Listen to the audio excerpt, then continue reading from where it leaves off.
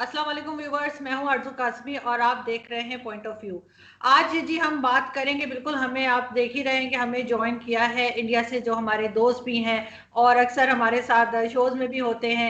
और मेजर गौरव आर्या भी आज हमारे साथ हैं और वैभव सिंह जी भी। बहुत शुक्रिया कि आप लोग आए। और पाकिस्तान से हमें ज्वाइन किया है फ़खर यूसुफजई ने। Thank you so much for joining us. तो सबसे पहले मैं चलूंगी मेजर गौरव की तरफ। और सर, बड़े पुतले जलाए जा रहे हैं, ऐसा क्या बोल दिया आपने? हम चाह रहे होते हैं कि हमारी डिबेट के जरिए हम थोड़ी सी टेंशन को कम करें, हम थोड़ी नफरतें कम करें, एक दूसरे की बात को समझने की कोशिश करें। लेकिन आपने ऐसा क्या कहा जो यहाँ पे पुतले जल रहे हैं हर तरफ, जो है वो मेजर गौरव हो रहा है। आखिर ऐसा क्या हुआ है? पता नहीं मोहब्बत है क्या है पता नहीं। पुतले पुतले कोई मुझे मैंने बोल रहा था मेरे पुतले जल रहे हैं पाकिस्तान में। मैंने किसी को बोला यहाँ पे नेता है, मेंबर ऑफ पार्लियामेंट है इंडिया में, तो मैंने बोला साहब मेरे पुतले जल रहे हैं। तो उन्होंने हंस के बोला कि बेटा, बुजुर्ग हैं बड़े, 71 साल के, उन्होंने बेटा 30 साल लग जाते हैं चप्पलें घिसते घिसते सड़कों में और पैसा देना पड़ता है तब जाके पुतला जलता है अपना। तुम्हारा मुफ्त में पुतला जल रहा है, तुम कंप्लेन कर रहे हो यार पाकिस्तान में पुतला जल गया। तो मैंने बोला सर ये कोई अच्छी बात थोड़ा है कि किसी का पुतला जले। बहरहाल आरजू, बात ये हुई थी कि मेरे बात तब हुई थी कि अर्नब की डिबेट थी। और अर्नब की डिबेट में ऐसी जो थोड़ा सा जोशीली डिबेट होती है वैसे भी अर्नब की, तो उसमें बात थी पाकिस्तानी पैनलिस्ट ने कुछ हंडवाड़ा के चलते, जहां पे हमारे 5 साथी, हमारे 5 भाई शहीद हुए थे, तो उन्होंने हंडवाड़ा के चलते कुछ बात बोली, मुझे अच्छी नहीं लगी। मैंने कुछ बात बोली बलूचिस्तान को लेके, फिर उन्होंने कुछ बोला, मैंने बोला मेरे पास नंबर हैं जो आपके मरी हैं, मंगल हैं, बुख्ती हैं और भी मुख्तलिफ ट्राइब्स है वहां पे, चाहे वो बलूचिस्तान के अंदर हों या फिर वो जेनेवा में बैठे हों, लंदन में बैठे हों या बर्लिन में बैठे हों, सबके नंबर हैं। और तो बस यही बात थी। तो अब क्या हुआ, मैंने बोला कि इस चीज का जो हंडवाड़ा का बदला है ये होगा, मतलब बलूचिस्तान में और पाकिस्तान में होगा। अब ये मैंने बोला, अब क्या हुआ कि I don't know what happened, within 24 hours Baloch freedom fighters they attacked Pakistan army. वहां पे पाकिस्तानी आर्मी के 6 आप लोगों के 6 बंदे जो थे, उनके साथ जो भी हुआ पता है, यू नो वेरी वेल। तो लोग ये कहने लगे साहब पाकिस्तान में कि ये मेजर ने करवाया है। तो मैं उनको समझाने की कोशिश कर रहा था कि कौन सी खुफिया एजेंसी है जो कि प्राइम टाइम टेलीविजन शो में ये कहती है कि अटैक करो। मतलब खुफिया एजेंसी का तो मतलब खुफिया है। मैं हाँ, तो अगर हम कहते हैं कि जैसे हम कहते हैं रॉ है, मतलब फॉर एग्जांपल हम कहते हैं रॉ है, अगर रॉ है तो फिर रॉ का तो मतलब खुफिया एजेंसी है। तो कोई टीवी एंकर को थोड़ा ना रॉ ऐसे, और अगर ये सब चीजें अगर करता भी है बाय द वे कोई, तो इनका कोई एडवर्टाइजमेंट थोड़ा ना होती है सबके सामने, तो चुपचाप करी जाती है, कोई किसी को बोलता भी नहीं है। तो ये बात हुई, फिर उसके बाद काफी वहां पे हल्ला वल्ला हो गया। फिर कल परसों मेरे पास वो भी आ गया, एक बंदा, वो AK-47 ले गए कि हम मेजर हम तुम्हारा सर उतार देंगे। तो मैंने बोला अपने फौजी दोस्तों से कि भैया ये तो कह रहे हैं सर उतार देंगे। तो वो भी पता नहीं किस मूड में थे, रात को कह रहे हैं फिर तू खाना कैसे खाएगा। मैंने बोला तुम लोगों से बात करने का कोई फायदा नहीं है, बेवकूफ लोगों, मैंने फोन काटा, मैंने बोला इनसे बात करने का कोई फायदा नहीं है। तो हंसी मजाक में बात टल गई वो जी। लेकिन सर, आपको ये नहीं लगता कि दोनों तरफ, बॉर्डर के दोनों तरफ इमोशनल किस्म के लोग रहते हैं?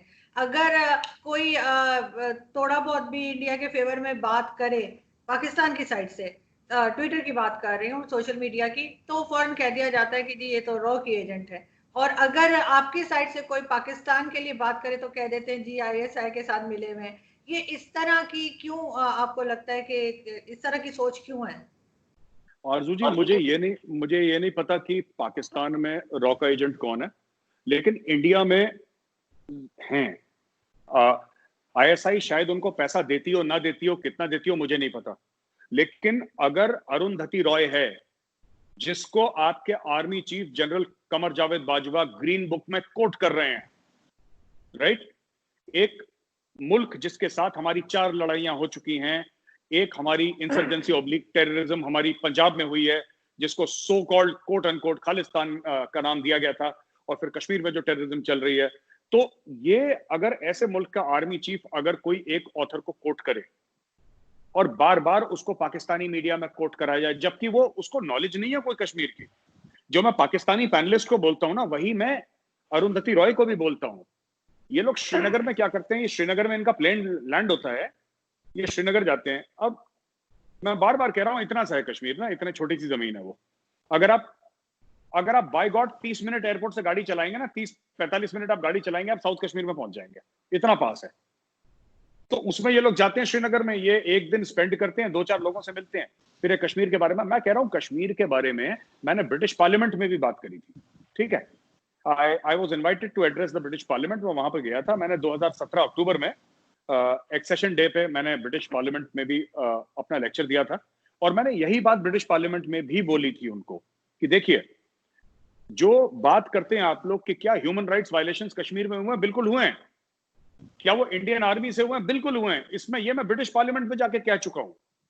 तो इसमें हम बोले कि जी हमने कोई गलत काम करा ही नहीं कश्मीर में, तो हम ऐसा नहीं कह रहे। हाँ, हो सकता है एक बार पाकिस्तानी आर्मी बोल दे कि आज तक हमने गलती से भी हमने एक बलूच या एक पश्तून को नहीं मारा, वो कह सकते हैं। हम we are not talking about them, हमसे गलतियां हुई हैं कश्मीर में, ये हम खुल के कह रहे हैं। लेकिन जितना हो सकता है उतने लोगों को हमने सजा दी है, उतने लोग जेल में भी हैं जो लाइफ सेंटेंसेस काट रहे हैं, they have been this thing. और क्योंकि हमारे यहाँ पता है क्या चक्कर है, आप थोड़े समय के लिए तो गलत काम को छुपा सकते हैं, इंडिया में पॉसिबल है छुपाना, ऐसी बात नहीं है कि हम लोगों का सिस्टम परफेक्ट है। पर कोई ये सोचे कि परमानेंटली कोई छुपा लेगा, ही कांट डू इट, क्योंकि यहाँ पे पावर सिविलियन अथॉरिटी के पास है, फौज के पास यहाँ पे जीरो पावर है। The Indian army it does not have any political power at all. तो ये मैं आपसे कहना चाहता था आजू जी। जी वैभव जी, अभी मैंने आपने हो सकता है देखा हो या ना देखा हो, आपके जो जस्टिस मार्कंडे साहब हैं, उनका मैंने एक इंटरव्यू बनाया था। मेरे बोलने से पहले आपने हंसना शुरू कर दिया, दिस इज वेरी रॉन्ग। अच्छा, तो वो आपकी आप समझ गए कि उन्होंने क्या कहा होगा। उन्होंने क्रिटिसाइज किया है इंडियन गवर्नमेंट को भी, और उन्होंने ये भी कहा है कि इंडियन आर्मी गलत कर रही है, जुल्म कर रही है कश्मीर के अंदर। तो आपके अपने लोग भी अब तो ये बोलना शुरू हो गए, अब आप उन्हें मानेंगे नहीं ऑब्वियसली। जस्टिस मार्कंडे काटजू जब सुप्रीम कोर्ट में थे तब क्या कर रहे थे?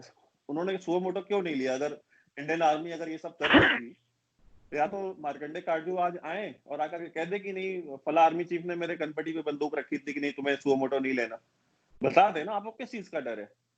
ये रिटायरमेंट के बाद ये बातें करना कि यहाँ पे ये हो रहा है वहां पे वो हो रहा है, देखिए मार्कंडे काटजू वगैरह ये सारे के सारे बास्केट केसेस हैं इंडिया के। इनको कोई पूछ नहीं रहा जब से ये रिटायर हुए हैं।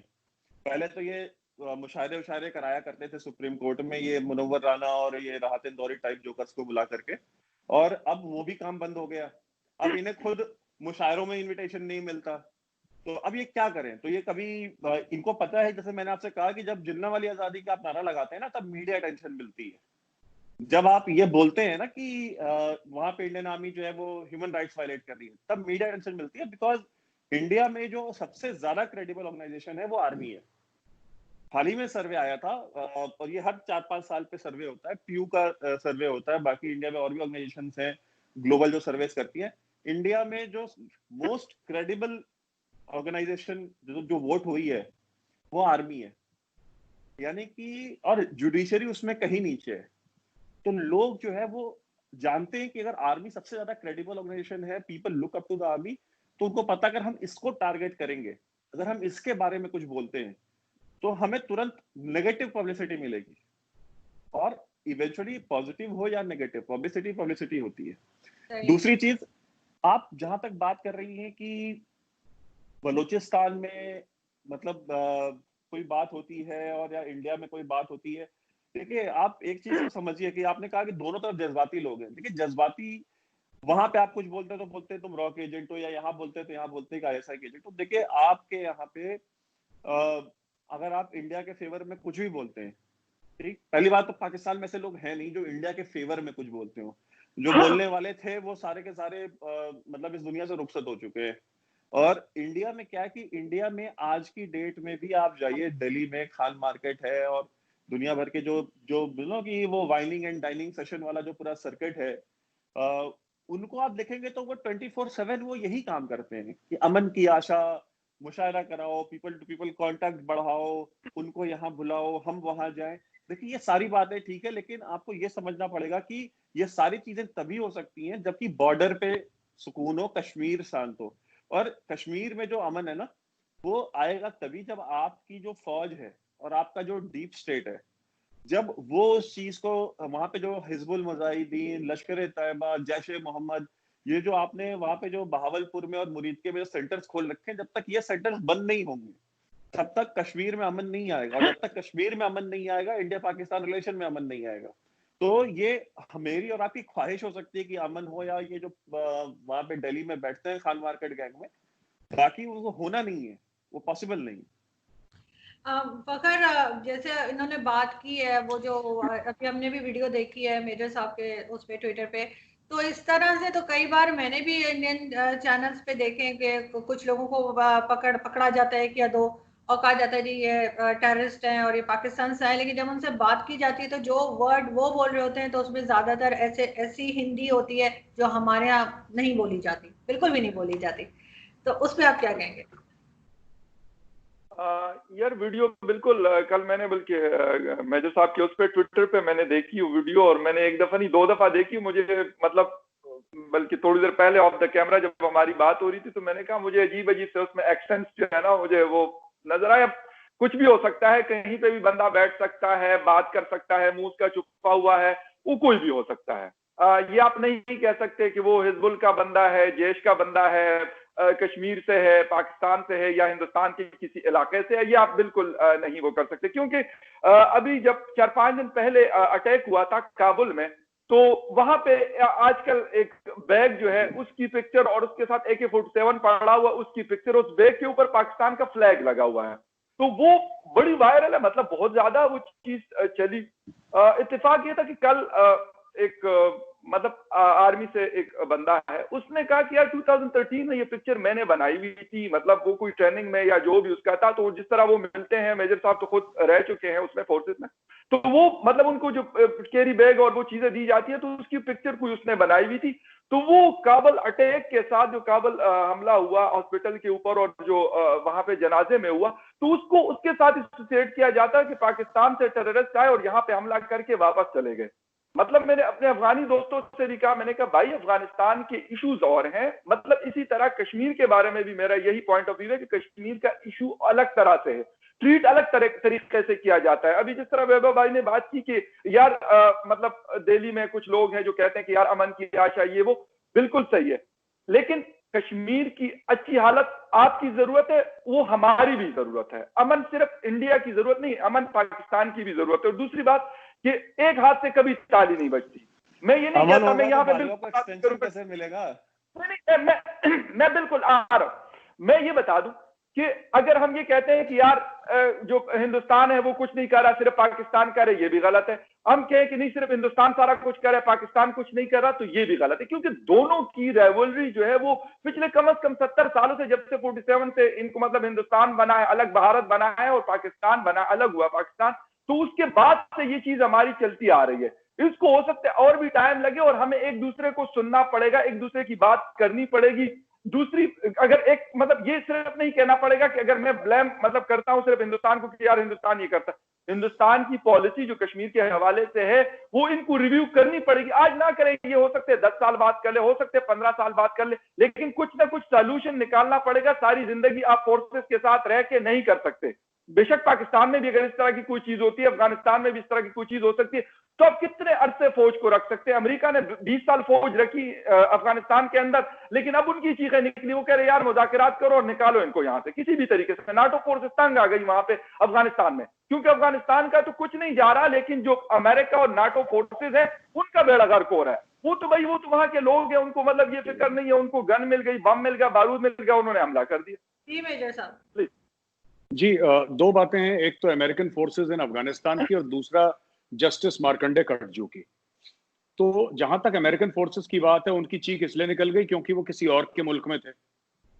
चाहे वो वियतनाम में उनकी चीख निकली क्योंकि वो किसी और के मुल्क में थे, या फिर इराक में चीख निकली क्योंकि किसी और मुल्क में थे, अफगानिस्तान में चीख निकली तो किसी और मुल्क में थे। हम तो अपने मुल्क में, हम तो नहीं गए ना किसी के दूसरे के मुल्क पे कब्जा करने और ये बोलने कि हम बम मार देंगे और आपके लोगों को मार देंगे। हमारा जो भी कश्मीर में चल रहा है वो तो हमारा मुल्क है, पहली चीज।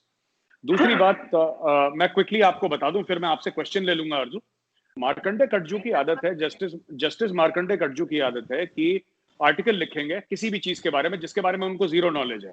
आर्मी के बारे में कुछ आर्टिकल लिखेंगे, ठीक है, आर्मी के बारे में आर्टिकल लिखेंगे, फिर मुझे ट्विटर पे टैग करेंगे, और 2-3 आर्मी के जनरल्स जो हैं, जो कि बड़े मशहूर हैं, मैं उनका नाम नहीं लूंगा, मेरे सीनियर्स हैं, मैं उनसे बहुत कुछ सीखता हूं, गुरु हैं हमारे, उनको टैग करेंगे, जबरदस्ती की कुछ रिस्पॉन्स इनके मुंह से निकले।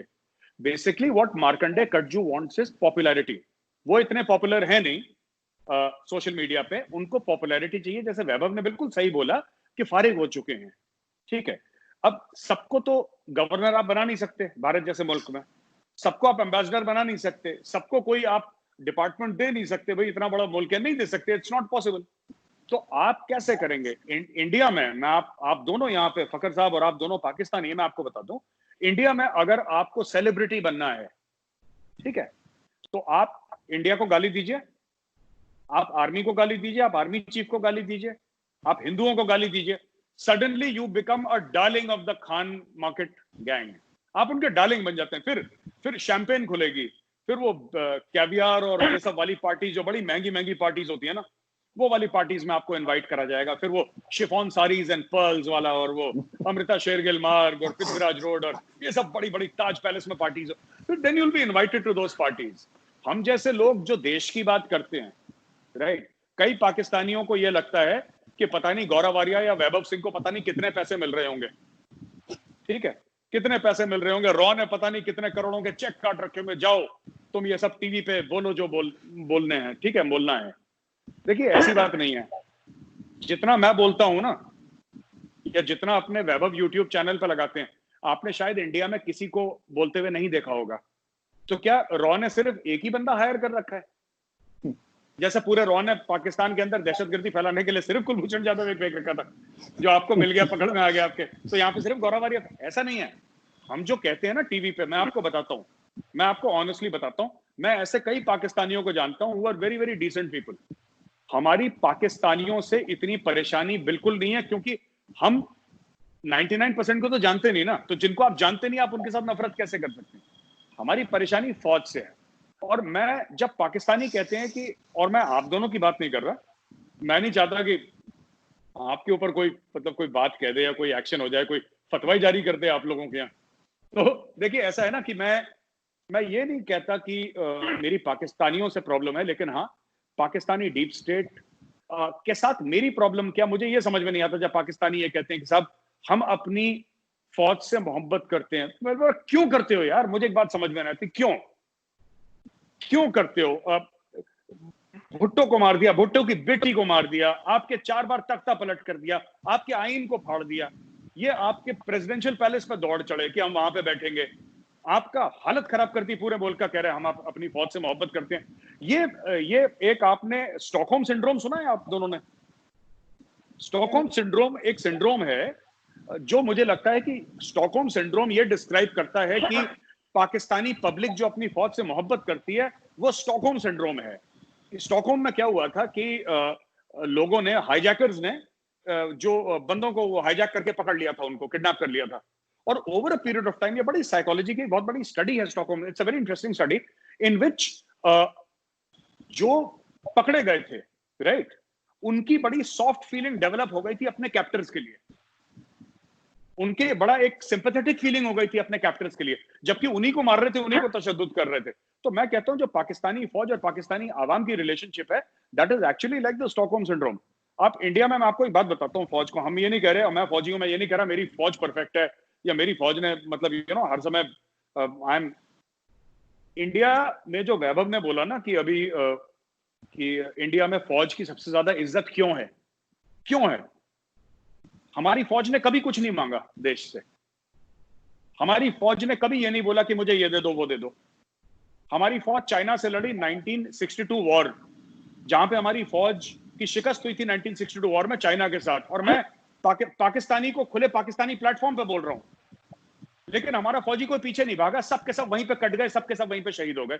बैटल ऑफ रिजांगला है, मेरी रेजिमेंट ने लड़ी थी, मैं आपको बताता हूं, 3000 लोगों से 122 लोग लड़े थे, पूरे के पूरे साफ हो गए, कोई पीछे नहीं हटा। हमारी फौज की इसलिए इज्जत है क्योंकि हमारी फौज कहते हैं, हमारा पता है मोटो क्या है एकेडमी का, मैं ऑफिसर्स ट्रेनिंग एकेडमी से हूं, उनका हमारा मोटो है टू सर्व विद ऑनर। हम लोग सेवा करते हैं, we serve the people of India.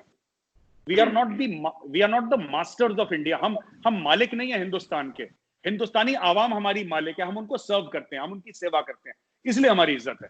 लेकिन सर हमारी आर्मी भी जो है वो भी तो उसकी वजह से हम जो है आराम से सो सकते हैं, वरना आप लोगों को तो जब मौका मिले आप तो बॉर्डर के इधर खड़े होंगे। तो वो आरजू जी माफी चाहता हूँ, एक बात आपसे कहूं। आप खुद अपने रिकॉर्ड पे जाके, मैं फिर कहता हूं कि मेरी बात को आप छोड़ें, आप खुद जो आपके जनरल्स ने बोला है ना, आप फौज की बात कर रही हैं तो आप पाकिस्तानी जनरल्स को बिलीव करिए, आप उनकी बात पर भरोसा करिए। वो लिखते हैं 47-48 में हम पाकिस्तान में नहीं आए थे, पाकिस्तानी कश्मीर वैली में आए थे। 65 में आप लोग अखनूर में आए थे। 2 दिसंबर में आपने आगरा और 4 अलग दीगर एयरफील्ड्स में बॉम्बिंग करी थी। कारगिल में in the line of fire Pervez Musharraf अपनी किताब में खुद लिखता है कि I told my boys to go into Kargil. आप लोगों को ऐसा क्यों लगता है कि हिंदुस्तान आ जाएगा अंदर? अगर 72 साल में एक बार हिंदुस्तान अंदर आया है कब्जा करने के लिए, आप जो स्ट्राइक्स हुई हैं क्रॉस बॉर्डर या सर्जिकल, उनको छोड़ दीजिए, आप 2 मिनट के लिए उनको इग्नोर करिए। अगर एक बार भी आपका कोई जनरल बोल दे, आप सिविलियन है, मैं ये मान के चलता हूं कि वैभव भी सिविलियन है, फकर भी सिविलियन है, आपको शायद ना पता हो, आपके जब जनरल्स, आपके चीफ ऑफ आर्मी स्टाफ खुद बोलते हैं कि हमने हिंदुस्तान के ऊपर, उन्होंने बोला वो बुराक जो एक आपका घोड़ा है वो बुराक, और एक हॉर्स है, और उन्होंने बोला कि वहां पे जंगे बदर के वहां पे घोड़े आए थे और उनके दांतों पे हमें डस्ट दिखाई दी थी, यानी कि जो डस्ट होती है ना, जमीन से उड़ती है डस्ट, वो उनके दांतों पे हमने दिखाई दी थी। और ये मतलब उन्होंने, मैं पूरी किताब पढ़ी है, मैं दिमाग से निकल रही है। तो आपके जो चीफ हैं, चाहे वो अयूब खान है, राइट, चाहे वो जिया है, चाहे वो परवेज मुशर्रफ है, ये लोग खुद कह रहे हैं कि हमने हिंदुस्तान पे हमला करा है। फिर आप लोग कह रहे हैं हम अमन पसंद हैं। 4 बार हमला करके आप अमन पसंद कैसे हो सकते हैं जी? एक चीज ये भी होती है ना कि साइकोलॉजी की, जैसे आप बात कर रहे थे कि आपको जो है वो इतना तंग, मतलब आप किसी को इतना तंग करें या कोई आपको इतना तंग करे कि आप उठकर उसको एक चपेड़ लगा दें, ठीक है, आप उसे थप्पड़ मार दें। अच्छा, और ठीक फिर है, आप ये बिल्कुल होता है। आरजू जी, बिल्कुल ठीक कह रही हैं आप। ऐसा होता है। आप एक बात बताइए आरजू जी, 1965 की जंग है, ठीक है, जो आपके जनरल्स खुद कहते हैं, अयूब खान खुद कहता है कि हम अखनूर पे चढ़ दौड़े थे, I ordered my cavalry to march upon Akhnoor. फिर छमजोड़ियां की लड़ाई हुई, फिर जो भी हुआ। आप बताइए 1965 में हमने कौन सा कर दिया था साहब, कौन सा आपको प्रोवोक कर दिया था कि आपने चपेड़ मार दी सो कॉल्ड? आप 1965 की जंग का बताइए ना, और कुछ नहीं पूछ रहा मैं। नहीं तो कारगिल में हमने क्या कर दिया था जो आप चढ़ दौड़े? आप ये बात बता दीजिए, हमने क्या कर दिया? आपको क्या लगता है कि यहाँ पे सारे पागल रहते हैं कि वो एकदम से? नहीं, मैंने ये नहीं बोला पागल रहते हैं। मैं सिर्फ आपसे ये पूछ रहा हूं कि आपने बोला ना कि हमने इतना परेशान कर दिया पाकिस्तान को कि पाकिस्तान ने बोला चपेड़ मारो। कारगिल की लड़ाई हुई थी 1999 को, राइट, और इसी महीने में मई में एक्शन शुरू हो गया था, जिसमें महीने में हम लोग बैठे हैं। अप्रैल मई में बातचीत शुरू हो गई थी, फिर जून जुलाई तक गया था। मैं आपसे ये पूछना चाहता हूं कि हमने ऐसा क्या करा कि आपने नदन लाइट इन्फेंट्री को कारगिल में भेजा?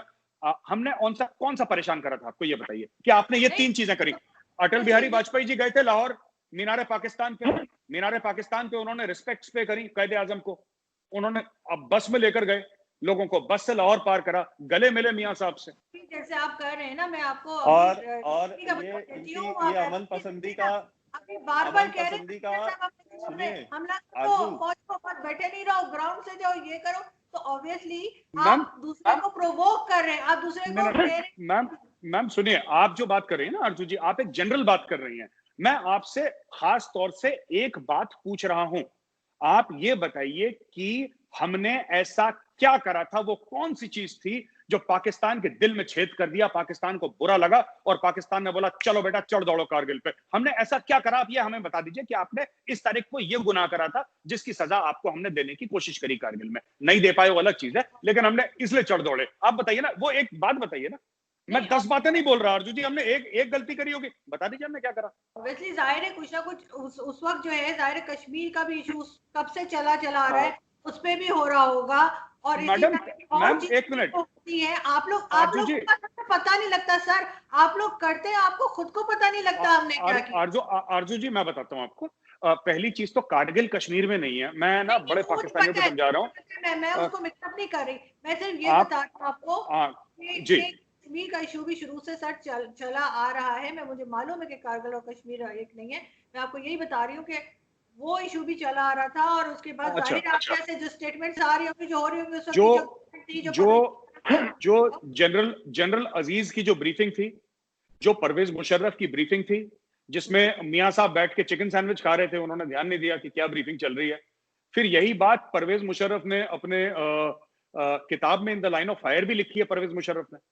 और परवेज मुशर्रफ ने यह भी लिखा है कि जो मेरा इरादा था कारगिल की लड़ाई लड़ने का, वो ये था कि मैं सियाचिन को आइसोलेट करूं, हाईवे 1 अल्फा को काट के स्ट्रेटेजिक हाइट्स को हम लोग कमांड करें, और बिल्कुल, और हाईवे 1 अल्फा को हम या तो बाय ऑब्जर्वेशन या बाय फायर, फौज में दो तरीके से हम लोग डोमिनेट करते हैं, या तो ऑब्जर्वेशन से या फायर से। तो हम या तो ऑब्जर्वेशन से डोमिनेट करें या फायर से।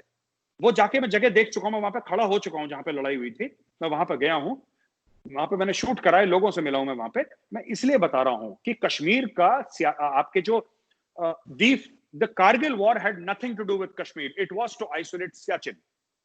मैं आपको ये बता रहा हूं, अगर मैं 65 की लड़ाई पूछूं, 71 की लड़ाई पूछूं, आप ये नहीं कह सकते कि भारत ने, मैं तो ये कह रहा हूं ना, आप कहते हैं कि ये भी चल रहा होगा, कुछ ना कुछ तो करा होगा, कुछ तो ऐसा हुआ होगा। हम देखिए, जब हम स्ट्रेटेजिक अफेयर्स की बात करते हैं ना अर्जुन जी,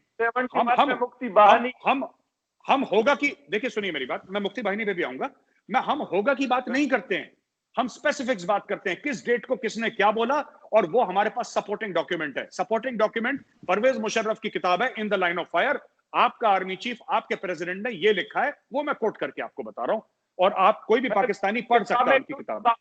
एक छोटी सी बात मैं आपको बता दूं, आपने मुशर्रफ साहब की बात की, मैं जनरल एहसान साहब की बात कर लेता हूं, वो भी चीफ रह चुके हैं। उनसे कुछ अर्सा पहले मेरी बात हुई थी, जब लास्ट फरवरी में थोड़ा सा वो मसला चल रहा था पाकिस्तान हिंदुस्तान का। उसने एक बात की, उसने कहा यार पाकिस्तान हिंदुस्तान के मुकाबले में एक बहुत छोटा सा मुल्क है हर लिहाज से, टेक्नोलॉजी, फौज, रिसोर्सेज, जिस चीज की भी बात कर लो उस पे छोटा है। कहते यार एक छोटा मुल्क, मतलब वो कैसे ये कर सकता है कि मतलब एक लेट्स सपोज आप एसएसजी कमांडो और एक मैं आम सिविलियन, और मैं जाके कहूं कि यार मैं एसएसजी कमांडो को जाके चपेड़ मार लूंगा, पॉसिबल है ह्यूमनली? मतलब वो कंपैरिजन की मैं बात करूं पाकिस्तान और हिंदुस्तान की, कैसे हो सकता है कि पाकिस्तान एक छोटा सा मुल्क जिसके पास कोई इतने बड़े रिसोर्सेज नहीं है कि वो इतने बड़े मुल्क को ललकार के, और मतलब ऐसा नहीं कभी, मतलब ह्यूमनली पॉसिबल नहीं है। बेशक कोई पागल ही फौज लीड कर रहा हो या कोई बड़ा अक्लमंद आदमी लीड कर रहा हो, वो मतलब जाके मैं आपको बताता हूं क्यों है ऐसा। ये सब मैं फिर जो बात बताऊंगा ना, हो सकता है कि वैभव क्या बोलते हैं आपको, क्या गुजरे नाजेबा गुजरे, क्या बोलते हैं उर्दू से, मैं बीच में भूल जाता हूँ वर्ड्स में, मुझे आदत नहीं है इतनी। एनीवे, मैं ये कहना चाहता हूँ ना कि ऐसा पाकिस्तान में क्यों होता है कि एसएसजी कमांडो को कोई सिविलियन चपेट, ऐसा नहीं है। मैं आपको बता देता हूँ स्ट्रेटेजिकली कैसे हुआ था ये। देखिए साहब, पाकिस्तान में आर्मी का जो इंपॉर्टेंस है, राइट, अभी भी पाकिस्तान में डिबेट चल रही है कि आपके प्राइम मिनिस्टर ये कहते हैं कि कारगिल की लड़ाई के बारे में मुझे नहीं बताया गया, नवाज शरीफ ऑन रिकॉर्ड है, मुझे नहीं बताया गया, फौज कह रही है सब हमने बताया। लेकिन जनरल अजीज जैसे फौजी हैं जो कहते हैं कि नहीं बताया नवाज शरीफ को। जो एक ब्रीफिंग थी वो उनको मोटा मोटी, वो जनरल अजीज ये कहते हैं कि मैप था बहुत बड़ा, एक मैप था, मैप में उन्होंने कुछ बताया पर उनको समझ में नहीं आया। ऑब्वियसली जो फौजी मैप है सिविलियन को नहीं समझ में आएगा, वहां पे लाल फ्लैग है, ब्लू फ्लैग है, ऐसी टेप से पट्टियां बनी, उनको नहीं समझ में आएगा बेचारे को। आई अंडरस्टैंड दैट, मैं वो नहीं कह रहा, बट एक चीज है कि ये हुआ। परवेज मुशर्रफ ने, मैं आपको बताता हूं, परवेज मुशर्रफ वही ब्रिगेड कमांडर है जिसके अंडर पाकिस्तान ने सियाचिन इंडिया को खोया था। परवेज मुशर्रफ ब्रिगेड कमांडर था पाकिस्तान की सियाचिन ब्रिगेड का, जिसका मुझे यह नहीं पता कि उसका नाम सियाचिन ब्रिगेड क्यों है, क्योंकि पाकिस्तान तो है नहीं सियाचिन में, लेकिन उस ब्रिगेड का नाम अभी भी सियाचिन ब्रिगेड रखा हुआ है, पहली चीज। दूसरी चीज मैं आपको बताता हूं कि फकर साहब, हम ये नहीं कह सकते कि आप सोचिए कि एक आम आदमी एसएसजी कमांडो को चपेट मार देगा, वो लॉजिक नहीं है। लॉजिक ये है कि आप मुझे ये बताएं कि ऐसा हुआ था कि नहीं हुआ था, और आप और मैं और वैभव या फिर आरजू, हो सकता है हम लोग गलत बोल रहे हो सकता है हम लोग अपने मुल्क के मफाद में, हम लोग हो सकता है झूठ भी बोल रहे हो सकता है मैं ही अपने मुल्क के मफाद में झूठ बोल रहा हूं, मैं ये मानने को तैयार हूं। पर मैं कह रहा हूं कि अगर आपका आयूब खान कुछ लिख रहा है जो कह रहा है मैं पाकिस्तान का आर्मी चीफ भी था और मैं पाकिस्तान का प्रेसिडेंट भी था, याया खान कह रहा है कि मैं प्रेसिडेंट भी था, मैं आर्मी चीफ था, मैं फील्ड मार्शल था और मैं सब कुछ था, और वो लिख के अपनी किताब में दे रहा है, फिर हम उस चीज को बोले कि नहीं साहब ये तो झूठ बोल रहा है और ऐसा तो हुआ ही नहीं था, तो फिर हम कहां पे पहुंचेंगे ऐसे।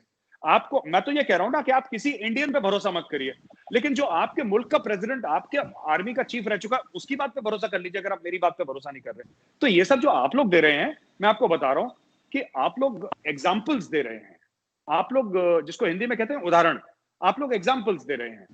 आप एग्जाम्पल न दें, आप बताएं, सोर्स कोट करें कि साहब इस किताब में ये लिखा है, जैसे जाकिर नायक करता है ना, वर्स 24 पेज 3, ये बताओ, आपको वैसे करना है कोट।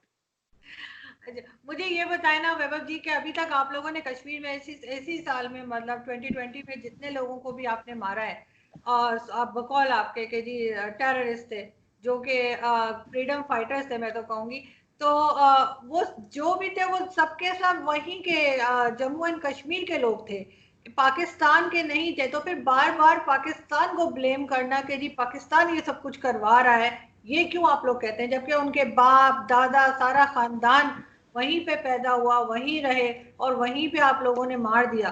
तो फिर आप लोग क्यों कहते हैं कि पाकिस्तान इन्वॉल्व है? देखिए, इस साल जितने भी लोग मरे उनमें सारे कश्मीरी ही नहीं थे।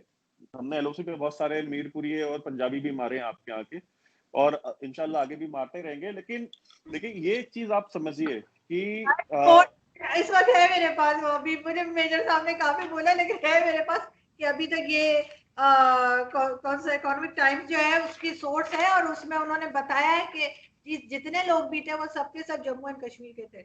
नहीं, ये वैभव मतलब कुछ और कह रहे हैं, वैभव कुछ और कह नहीं, रहे हैं। वैभव कह रहे हैं कि जो टेररिस्ट एलओसी में मारे वो मीरपुर के और मुजफ्फराबाद के थे, जो अंदर मारे वो कश्मीरी थे। तो आप भी गलत नहीं बोल रही, वैभव भी गलत नहीं बोल रहे, आप दोनों एक ही बात कह रहे हैं, वो लोकेशन का फर्क है बस। तो मैं वही कह रहा हूँ कि एलओसी पे जो मारे गए हैं वो सारे के सारे आपके यहाँ के मीरपुरी और पंजाबी थे। तो खैर वो हम इंशाल्लाह आगे भी मारते रहेंगे। और देखिए, जो कश्मीर के अंदर जिन्होंने गन उठाई है उनको भी मारेंगे, क्योंकि देखिए आप ये नहीं कर सकते कि आप स्टेट के अगेंस्ट आप गन उठाएं। देखिए, इंडिया में इंडिया का मोटो है अहिंसा परमो धर्म, यानी कि नॉन वायलेंस। ठीक है, सबसे बड़ा रिलीजन है, सबसे बड़ा धर्म है। नॉन वायलेंस से बड़ा कोई धर्म नहीं है। लेकिन उसकी जो अगली आधी लाइन है ना, वो ये है कि धर्म हिंसा तथा, यानी कि अगर आपको धर्म को यानी कि राइटियसनेस को अगर डिफेंड करना हो तो आप वायलेंस जो है ना वो भी जस्टिफाइड है। तो अगर आपने बंदूक उठा ली, आप नॉन वायलेंट तरीके से आप एक शाहीन बाग बना लेते, वहां कश्मीर में किसने रोका था आपको? अगर दिल्ली में किसी ने नहीं रोका, अलीगढ़ में नहीं रोका, बॉम्बे में नहीं रोका, हैदराबाद में नहीं रोका, तो कश्मीर में भी नहीं रोकते। लेकिन आप गन उठाएंगे, आप स्टेट को चैलेंज करेंगे, आप लोगों को मारेंगे, लोकल। आप जितने भी ये सो कॉल्ड आपके जो फ्रीडम फाइटर्स हैं, इन्होंने जितने कश्मीरी मारे हैं उतने इंडियन आर्मी ने भी नहीं मारे। आप देखें सरपंचों को, बुरहान वानी का आपका बड़ा हीरो, उसके नाम किससे आपके यहाँ पे ट्रेनें वगैरह चलती हैं। आप ये देखिए कि वहां पे उसने कितने सरपंच मारे थे और कितने लोकल बॉडीज इलेक्शन में जो ऑफिशियल्स जो काम कर रहे थे उनको मारा था, वो सारे कश्मीरी थे।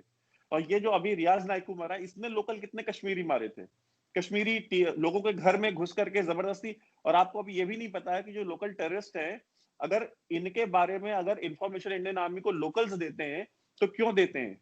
वो इसलिए देते हैं बिकॉज वो इनको परेशान करते हैं। इनकी इनकी वो बुरहान वानी था, उसकी 5-5 गर्लफ्रेंड थी, उन्हीं गर्लफ्रेंड के चक्कर में वो मारा गया। अब इस तरह की अगर आप हरकतें करेंगे, ठीक है, तो आखिर उसकी इंफॉर्मेशन मैं आपको बता रहा हूँ, सुनिए, नहीं सुनिए, मैं आपको बता रहा हूँ, मैं आपको बता दे रहा हूँ, नहीं अब बात सुनिए आप। उसकी इंफॉर्मेशन किसने दी? उसकी 5 गर्लफ्रेंड थी, एक गर्लफ्रेंड से वो मिलने गया, दूसरी ने फोन कर दिया आर्मी को, उसको मालूम चला। तो ये इस तरह की हरकतें करते हैं ये, और आप इनको बताते हैं कि पता है, आप ऐसे लोगों के नाम पे आप ट्रेनें चलाते हैं। खैर, अब आपके यहाँ तो और वो टाइम पे नहीं चलती वो ट्रेनें वैभव। बुरहान एक्सप्रेस। नहीं, अब मेरी बात खत्म नहीं हुई है, मेरी बात खत्म नहीं हुई है, आप मेरी बात सुन लें। फकर ने एक बात बोली कि 70 साल पहले हिंदुस्तान में ना, देखिए 70 साल पहले हिंदुस्तान में, मेरा हिंदुस्तान 10,000 साल पुराना है, ठीक है, पाकिस्तान 70 साल पहले बना है। तो आप जब इक्विवेलेंस ड्रॉ करते हैं ना इंडिया पाकिस्तान के बीच में, तो फॉल्स इक्विवेलेंस ने ड्रॉ किया करें। तीसरी चीज मैं ये बोलना चाहूंगा कि जब आप ये कहते हैं कि कश्मीर में ये इस तरह से आपकी आर्मी ऑपरेट करती है, वहां पे ह्यूमन राइट्स वायलेशन, देखिए हमारे तो आर्मी चीफ ने कभी नहीं बोला कि हमने ह्यूमन राइट्स वायलेशन नहीं करी है। आपने सुना है किसी इंडियन आर्मी के ऑफिसर को ये बोलते हुए कि भाई हमारे यहाँ कोई ह्यूमन राइट्स वायलेशन हमने नहीं करी? कोई एक आर्मी रिटायर्ड ऑफिसर मेजर साहब से आप पूछ लीजिए, वो कभी ये नहीं कहेंगे कि हमने ह्यूमन राइट्स वायलेशन नहीं करी। ह्यूमन, लेकिन इंडिया और पाकिस्तान में डिफरेंस ये है कि हमारे यहाँ जो ह्यूमन राइट्स वायलेशंस हुए हैं उन पे कोर्ट ऑफ इंक्वायरी हुई है, उनके खिलाफ एक्शन हुआ है, कोर्ट मार्शल्स हुए हैं हमारे यहाँ। आप अपनी आर्मी का एक कोर्ट कीजिए कि हमारे यहाँ पूरे 70-72 साल में एक ऑफिसर को भी ह्यूमन राइट्स के ऊपर कोर्ट मार्शल हुआ हो। मैं बोल रहा हूँ मैं पब्लिक लाइफ छोड़ दूंगा, मैं टीवी पे आना छोड़ दूंगा, मैं अपना चैनल बंद कर दूंगा। एक ऑफिसर का नाम बता दें जिसको ह्यूमन राइट्स की वजह से कोर्ट मार्शल किया गया हो। एक ऑफिसर नहीं है, सिंगल। और आपके यहाँ पे इंसर्जेंसी बलूचिस्तान में चल रही है, आपके insurgency north Waziristan, south Waziristan, FATA और कराची ऑपरेशन हुआ आपके यहाँ पे। एक डॉक्टर को आपके यहाँ पे उठा के ले गई, वो डॉक्टर 5 करोड़ रुपए दिए, उसने वो अमेरिका गया, अमेरिका जाने के बाद उससे मीडिया ने पूछा, उसने कहा कि 5 करोड़ रुपए दिया गया तब मैं छूटा हूँ, मुझे आपको कहाँ रखा गया था? उसने बोला कि मुझे कोर कमांडर के जो कराची कोर का हेडक्वार्टर है मुझे वहां रखा गया था। अब आप बताइए, आपकी मतलब आपकी फौज ह्यूमन राइट वाले तो जो भत्ताखोरी आप कहते हैं हमने कराची में भत्ताखोरी, सबसे बड़ी भत्ताखोर तो आपकी फौज है कराची में। 5 कोर है, 5 कोर वहां पे। ऐसी बात नहीं है कि आप बार बार अगर ये ऑन द रिकॉर्ड है, ये ऑन द रिकॉर्ड उसका है, मैं आपको लिंक भेज दूंगा, आप वो देख लीजिएगा। जो फखर मुसलसल बलूचिस्तान के ऊपर जो है इंडिया से अटैक्स भी हो रहे हैं, बातों की बात कर रही हूँ, और मीडिया में भी पता नहीं किधर किधर से बुला के कौन से बलोची जो है फेक किस्म के बलोची बिठा रहे हैं, कल भी बिठा रखा है, तो वो कह रहे हैं नहीं जी एक लाइन बोलूंगा मैं, एक लाइन। बलोची नहीं होता है, बलोच होता है। Balochi is the language, Baloch is the ethnicity. Okay, thank you. Fine, it's okay, okay, मसला नहीं है। अब हम पठान बोलते हैं या पश्तून बोलते हैं या सिंधी बोलते हैं, फाइन, वो कोई इशू इतना बड़ा नहीं है। आपने बात की बुरहान वानी की, और पश्तून नहीं बोलते ना, पश्तून बोलते हैं, तो पठान बोलते हैं, पश्तो नहीं बोलते। हम पश्तो में पुख्तून बोलते हैं, हम जो लोग वर्ड यूज करते हैं पुख्तून बोलते हैं अपनी लैंग्वेज में, कोई इशू नहीं है। ओके, लेकिन अगर देखें ना कि अगर ये उनको टीवी पे बिठाएं जो वहां पे गड़बड़ फैला रहे हैं, तो ये कहते हैं जी फ्रीडम फाइटर है, हम इनका साथ देंगे, लेकिन अगर पाकिस्तान कश्मीर के लिए बोले या किसी के लिए बोले तो कहते हैं जी आप क्या खुदाई फौजदार बने हुए। अब मैं आइए वैभव से सवाल है मुझसे कि इनसे जी, फखर से फिर आपकी तरफ आऊंगी मेरे साहब। जी तो फखर साहब आप बोले पहले। जी जी जरूर, मैं इन शॉर्ट कर दूं। कश्मीर के अंदर जिस तरह इन्होंने बात की कि यार बुरहान वानी, रियाज नाइकू, फला फला फला, भाई वो लोग जो आप उनके ऊपर आप एलिगेशन बिल्कुल लगा सकते हो, मुख्तलिफ किस्म की स्ट्रेटजीज होती हैं, फौज इस्तेमाल करती है, वो पाकिस्तान फौज भी करती है, वो अमेरिकन फोर्सेज भी करती है और आपकी फौज भी करती है कि हमने किस तरीके, सिर्फ गन से तो कंट्रोल नहीं होता, तो आप मुख्तलिफ किस्म के एलिगेशन लगा सकते हैं। दूसरी बात इन्होंने की मेजर साहब ने कि वहां के लोकल्स उनके बारे में खबर देते हैं।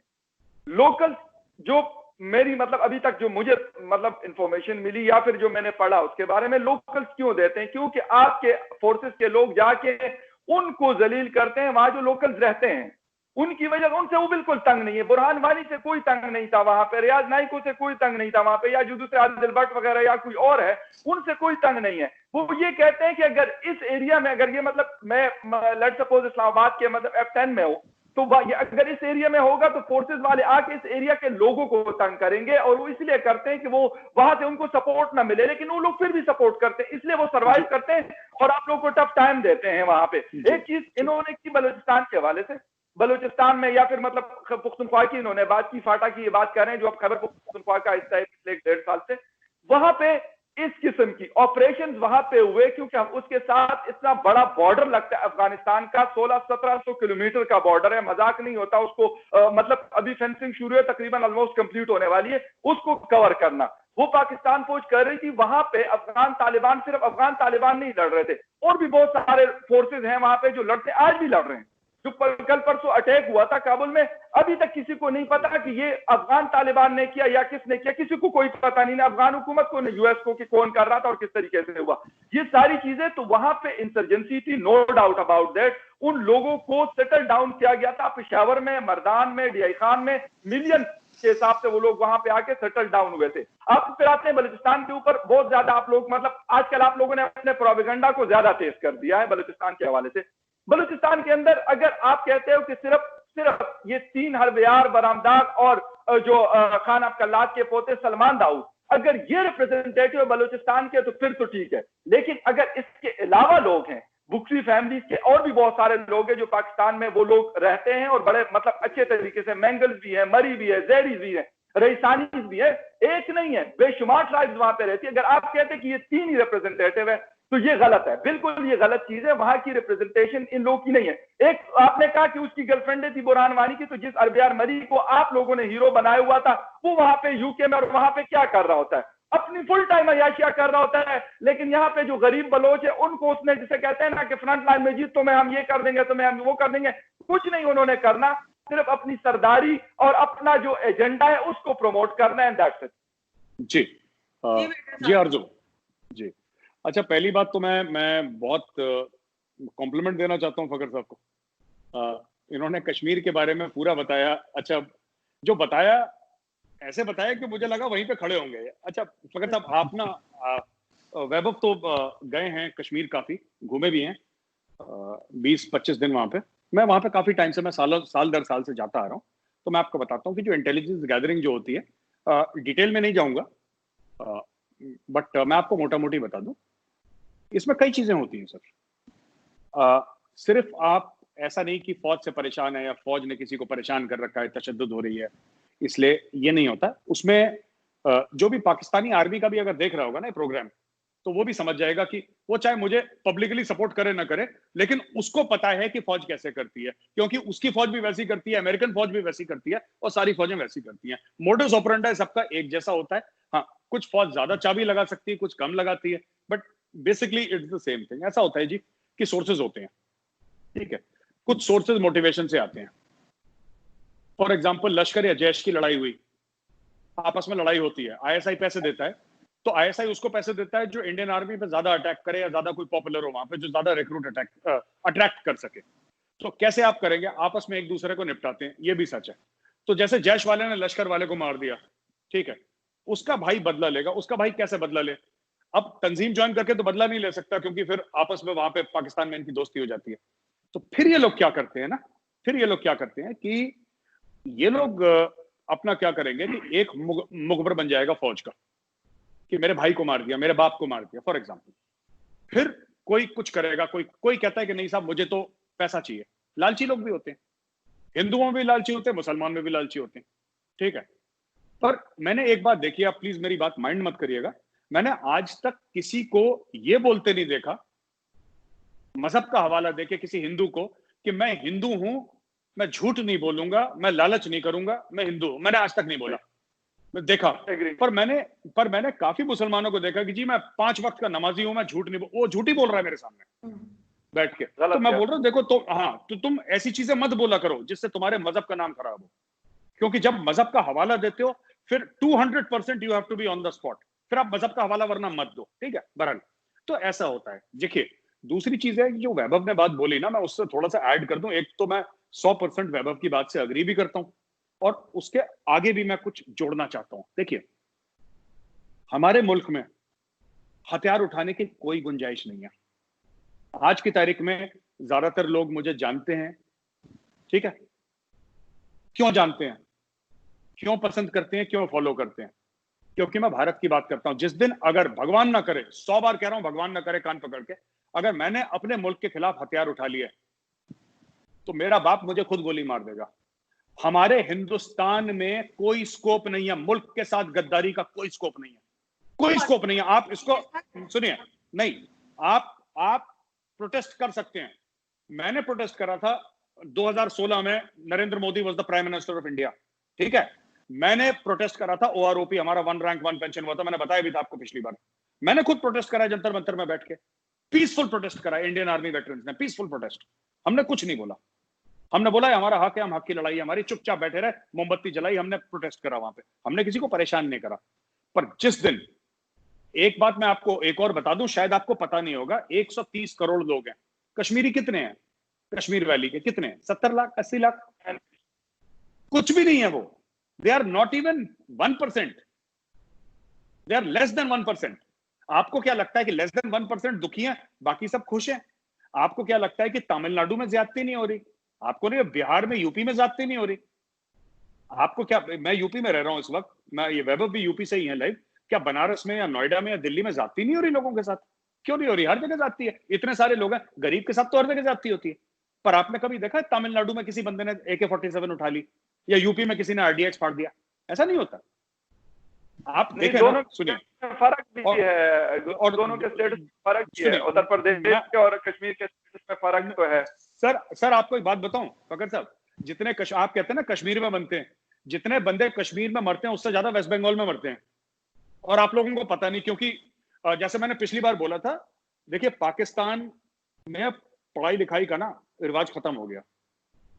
हमें पता है फाटा में क्या हो रहा है, हमें पता है कराची में जो इलेक्शन हुए हैं काउंसिलर के उसमें क्या हो रहा है, हमें पता है लाहौर में क्या हो रहा है, हमें पता है आपकी मेट्रो का जो ऑरेंज लाइन प्रोजेक्ट है या कोई भी प्रोजेक्ट है, जंगला आप जिसको बोलते हैं बस का, वो क्या चल रहा है। चाइनीज को नजर रखना बोलते हैं। नहीं, हम लोग पढ़ते हैं उसके बारे में, हम लोगों को इंटरेस्ट है। तो हम जब पाकिस्तान के बारे में बात करते हैं, we do a lot of research. हमारे थिंक टैंक्स हैं इंडिया में, और वो फौजियों के थिंक टैंक्स नहीं है। हमारे जो सबसे सक्सेसफुल थिंक टैंक्स हैं उसमें सिविलियंस बैठे हैं, हमारे प्रोफेसर्स बैठे हैं, हमारे पीएचडीज बैठे हैं। 30 साल से उन्होंने कुछ नहीं करा। वो कह रहा है कि साहब जब इंटरनेट नहीं था साहब, तब वो डॉन न्यूज़पेपर और द न्यूज पोस्ट में आता था, वो तब से पढ़ते थे स्क्रैप काट काट के। हम तो मैं आपको ये बता रहा हूं ना, इतना सिंपल नहीं है। आप कभी देखिए, सुनिए, आपके जहां पर किसने हथियार उठा लिया, लोग कहते हैं पाकिस्तानी, कहते हैं नागालैंड। नागालैंड का मसला ही अलग है, वो अलग मसला है। नागालैंड हिंदुस्तान से थोड़ा ना अलग होना चाहता है। जो नक्सली हैं, जो रेड कॉरिडोर में जो खून खराबा कर रहे हैं, उनका मसला अलग है। उनका इंडिया का मसला नहीं है, उनका मसला नेचुरल रिसोर्सेज का मसला है। तो हर चीज को कंफ्यूज ना करें आप। और हिंदुस्तान में देखिए मेजर साहब, इस तरह के मसाइल पाकिस्तान में भी लोगों के हो सकते हैं, ये नहीं है कि सिर्फ हिंदुस्तान में हो सकते हैं। आप कह रहे हैं कि बंगाल में सबसे ज्यादा लोग मरते हैं या मारे जाते हैं, हो सकता है, मैं ये नहीं कहता हमारे कराची सबसे ज्यादा नहीं, मैं कह रहा हूं कश्मीर से ज्यादा, सबसे ज्यादा नहीं कह रहा जी। लेकिन देखें ना, जैसे वैभव जी, अब आपको जो जिसमें इंटरेस्ट होगा, तो जाहिर अगर किसी को इंडिया में इंटरेस्ट है या इंडिया पाकिस्तान रिलेशन में इंटरेस्ट होगा तो वो पढ़ेगा, वो देखेगा भी कि क्या हो रहा है क्या नहीं हो रहा है। हर एक के अपने इंटरेस्ट होते हैं। आप ये नहीं कह सकते कि किसी को साइंस में इंटरेस्ट है या मैथ्स में या किसी और सब्जेक्ट में है तो वो जाके इंडिया पाकिस्तान रिलेशन पढ़ना शुरू कर देगा। आरजू जी, एक चीज बोलूं बिफोर वैभव आंसर्स। वैभव के आंसर करने से पहले एक चीज मैं बीच में बोलना चाहूंगा with your permission. Sure ma'am, जब हम आर्मी में ब्रीफिंग देते हैं ना सीनियर ऑफिसर के सामने, इंडियन आर्मी में, and I am sure Pakistani army में भी ऐसी होगा, अगर कोई पाकिस्तानी अफसर देख रहा है तो बता सकता है, मैं उनके यहाँ होता है कि नहीं होता मुझे नहीं पता, हमारे यहाँ ऐसा होता है। तो पहली चीज हम ब्रीफिंग में देते हैं, first thing in our briefing is called खबर दुश्मन की। खबर दुश्मन की, उसके बाद बोलते हैं हम खबर अपनी, इंफॉर्मेशन।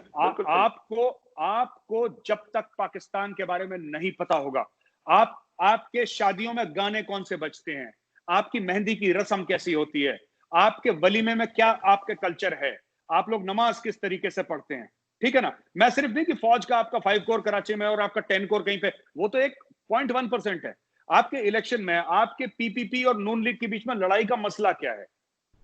आप जब पाकिस्तान को घुस के उसके रेशे रेशे में घुस के आप स्टडी करेंगे, तब आपको एक क्लियर फैब्रिक। मैं एक बात बताता हूं, जो डिफेंसिव ऑफेंस के वीडियो वैभव बनाते हैं, ठीक है, वो क्यों पॉपुलर हो रहे हैं इतने इंडिया में? इसलिए नहीं कि हम उठ के पाकिस्तान को गाली देना तो, या इंडिया को गाली देना, तो कोई भी अपना पाकिस्तान या इंडिया में यूट्यूब चैनल बनाए, आप दिन भर गाली दो। जो एनालिसिस होता है ना, एनालिसिस जिसको हम ऑसेंट बोलते हैं ना, जिसको ओपन सोर्स इंटेलिजेंस भी बोलते हैं हम लोग, कि ओपन सोर्स में आपको बहुत कुछ मिलता है, उसका एनालिसिस क्या होता है, तो वो पढ़ने लिखने का। तो हम जो कहते हैं ना, कि आप लोग कहते हैं, जैसे फकर साहब ने अभी बोला कि साहब कश्मीर में तो फ्रीडम स्ट्रगल है, आप मानते हैं, आप मुबारक है आपको, मैं आपको मना नहीं करूंगा। अगर आप कहते हैं कश्मीर में फ्रीडम स्ट्रगल हो रहा है, ठीक है साहब, आप मानते हैं तो ठीक है। बलूचिस्तान में भी फ्रीडम स्ट्रगल हो रहा है, आप भी मान लें। नहीं, ऐसा कुछ नहीं हो रहा, नहीं हो रहा बलूचिस्तान में। चलिए कोई बात नहीं, मेरे वहां की इंसर्जेंसी को बिल्कुल मैं डिनाई नहीं करता। मैं फाटा की इंसर्जेंसी को मैंने डिनाई नहीं किया। वहां पे ऑपरेशन हुए, बिल्कुल हुए, 15 साल इंसर्जेंसी वहां पे रही है। बलूचिस्तान में इंसर्जेंसी पहले बहुत ज्यादा थी, अब कम हुई है। अब मैंने कहा कि पहले अगर बलूचिस्तान के 10 डिस्ट्रिक्ट में थी तो अब 2 या 3 डिस्ट्रिक्ट में रह गई है। वो होती है, उसको मैं अगर डिनाई कर भी लूंगा। अच्छा, मतलब मैं एक सवाल पूछ लूं, मैं एक सवाल पूछ लूं फकर यूसुफजई से या फिर आरजू काजमी से, एक सवाल पूछ लूं मैं? एक बड़ा इंटरेस्टिंग सवाल है, और जो पाकिस्तानी भाई बहन हमें देख रहे हैं वो भी, वैभव आप हंसना मत इस सवाल में, मुझे पता है वैभव की ना हंसी छूटने वाली है थोड़ी देर में। आपके कितने पाकिस्तानी रिटायर्ड जनरल हैं जो कि लंदन में दुबई में, ब्रसल्स में, न्यूयॉर्क में कंसल्टेंसीज के लिए काम करते हैं 20-20, 25-25 लाख रुपए, 15-15 लाख रुपए पर मंथ की सैलरी पे, मतलब आप उनको डॉलर में कन्वर्ट कर सकते हैं, पाउंड्स में, दिरहम में। और वो कंसल्टेंसीज कौन कौन सी इंडियन कॉर्पोरेट हाउसेस की हैं? कौन से बड़े इंडियन कॉर्पोरेट हाउसेस हैं जिन्होंने अलग नाम से कंसल्टेंसीज खोल रखी है दुबई में, और पाकिस्तानी कोर कमांडर्स को और जनरल्स को उन्होंने एज कंसल्टेंट रख रखा है? आप, ये जनरल नॉलेज का सवाल है, आपको इसका आंसर नहीं पता होगा, आप जरा पता लगाइएगा। मैं आपको पता लगा बताऊंगी। दुबई में 2 जनरल्स हैं, दुबई में 2 जनरल्स हैं, दुबई में 2 जनरल्स हैं, एक की मूंछ नहीं है, एक की मूंछ है, एक की मूंछ ऐसी नीची है, एक की मूंछ नहीं है, 2 जनरल्स हैं। वो जनरल साहब से कहना, साहब आप जब बुर्ज खलीफा से गुजरते हैं, सामने से लेफ्ट हैंड साइड पे आपका बुर्ज पड़ता है, जब आप जाते हैं साहब, आप कंसल्टेंसी के लिए जाते हैं, हफ्ते में 2 बार जाते हैं आप सब, तो कंसल्टेंसी पूछना कि है किसकी, वो किसकी है? वो उनको जो 20 लाख रुपए मिलते हैं महीने के, कौन देता है वो? मैं बता दूं हमारे यहाँ कल का उसका आर्टिकल आया था हामिद मीर साहब का, उसने मीर जाफर के ऊपर लिखा हुआ था, ठीक है?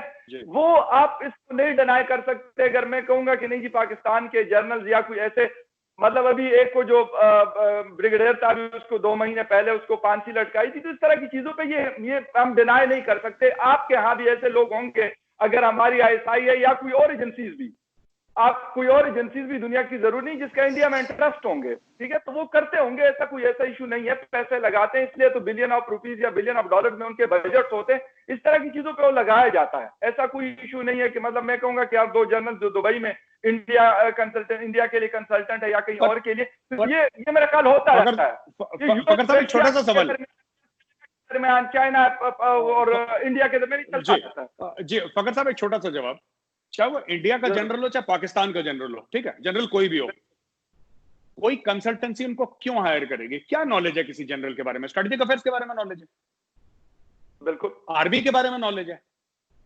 बिल्कुल, यही तो नॉलेज है उनकी।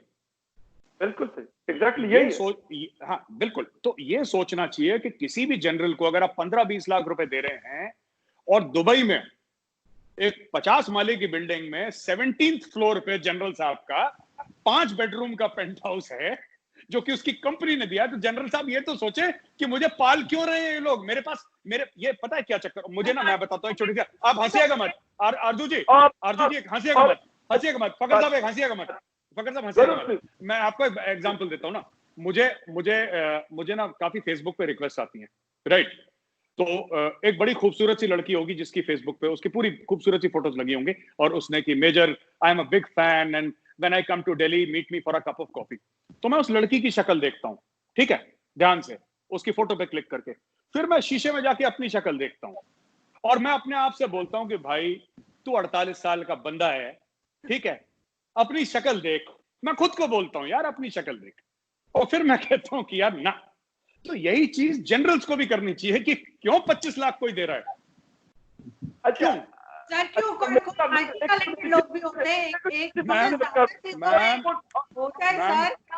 मैम इनको जैसे पंजाबी में बोलते हैं, पंजाबी में जो बोलते हैं इनको कख नहीं पता, बस अपने आपने बोला कि जनरल साहब आपने ऊपर बात कर दी, जनरल साहब बिल्कुल घोड़े पर बैठ गए कि बस भाई अब मैं घोड़े पर सवार हो गया, हाथ में तलवार लेके।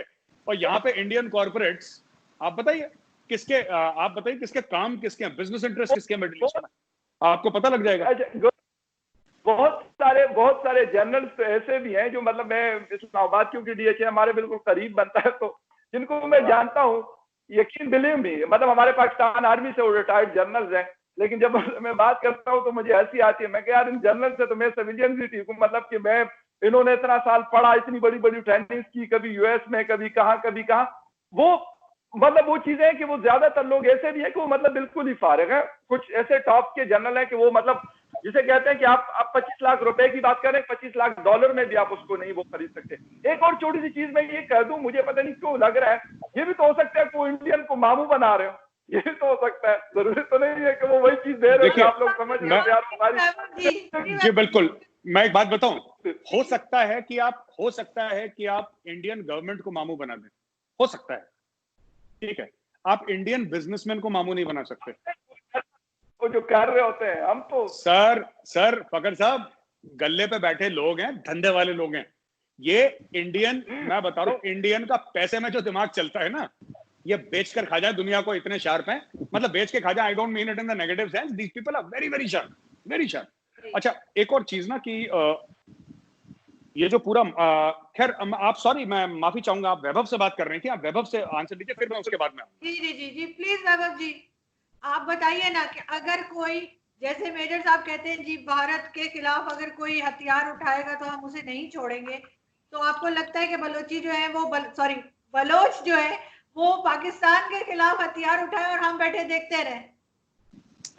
ना देखें आप और आप देखते भी नहीं रहे कभी। आपने नहीं तो आप आपने लोग जो क्यों सपोर्ट करते हैं? आप लोगों का क्या लेना देना है? देखिए, मैं अगर आप उनको मार रहे हैं तो हम आपका हाथ पकड़ने तो नहीं जा रहे ना। हम आपसे ये नहीं कह रहे कि हम जेनेवा जाएंगे, हम यूएस जाएंगे, हम अरब कंट्रीज को जगाएंगे और ये तशद्दुद हो रहा है और ये ह्यूमन राइट्स वायलेशंस हो रही।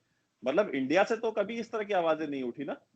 तो आप मतलब आपको हमने कभी मना नहीं किया कि आप भाई आपको जो एक्शन लेना है आप ले, लेकिन आपके साथ प्रॉब्लम ये है ना कि आप जो कश्मीर के लिए जो आप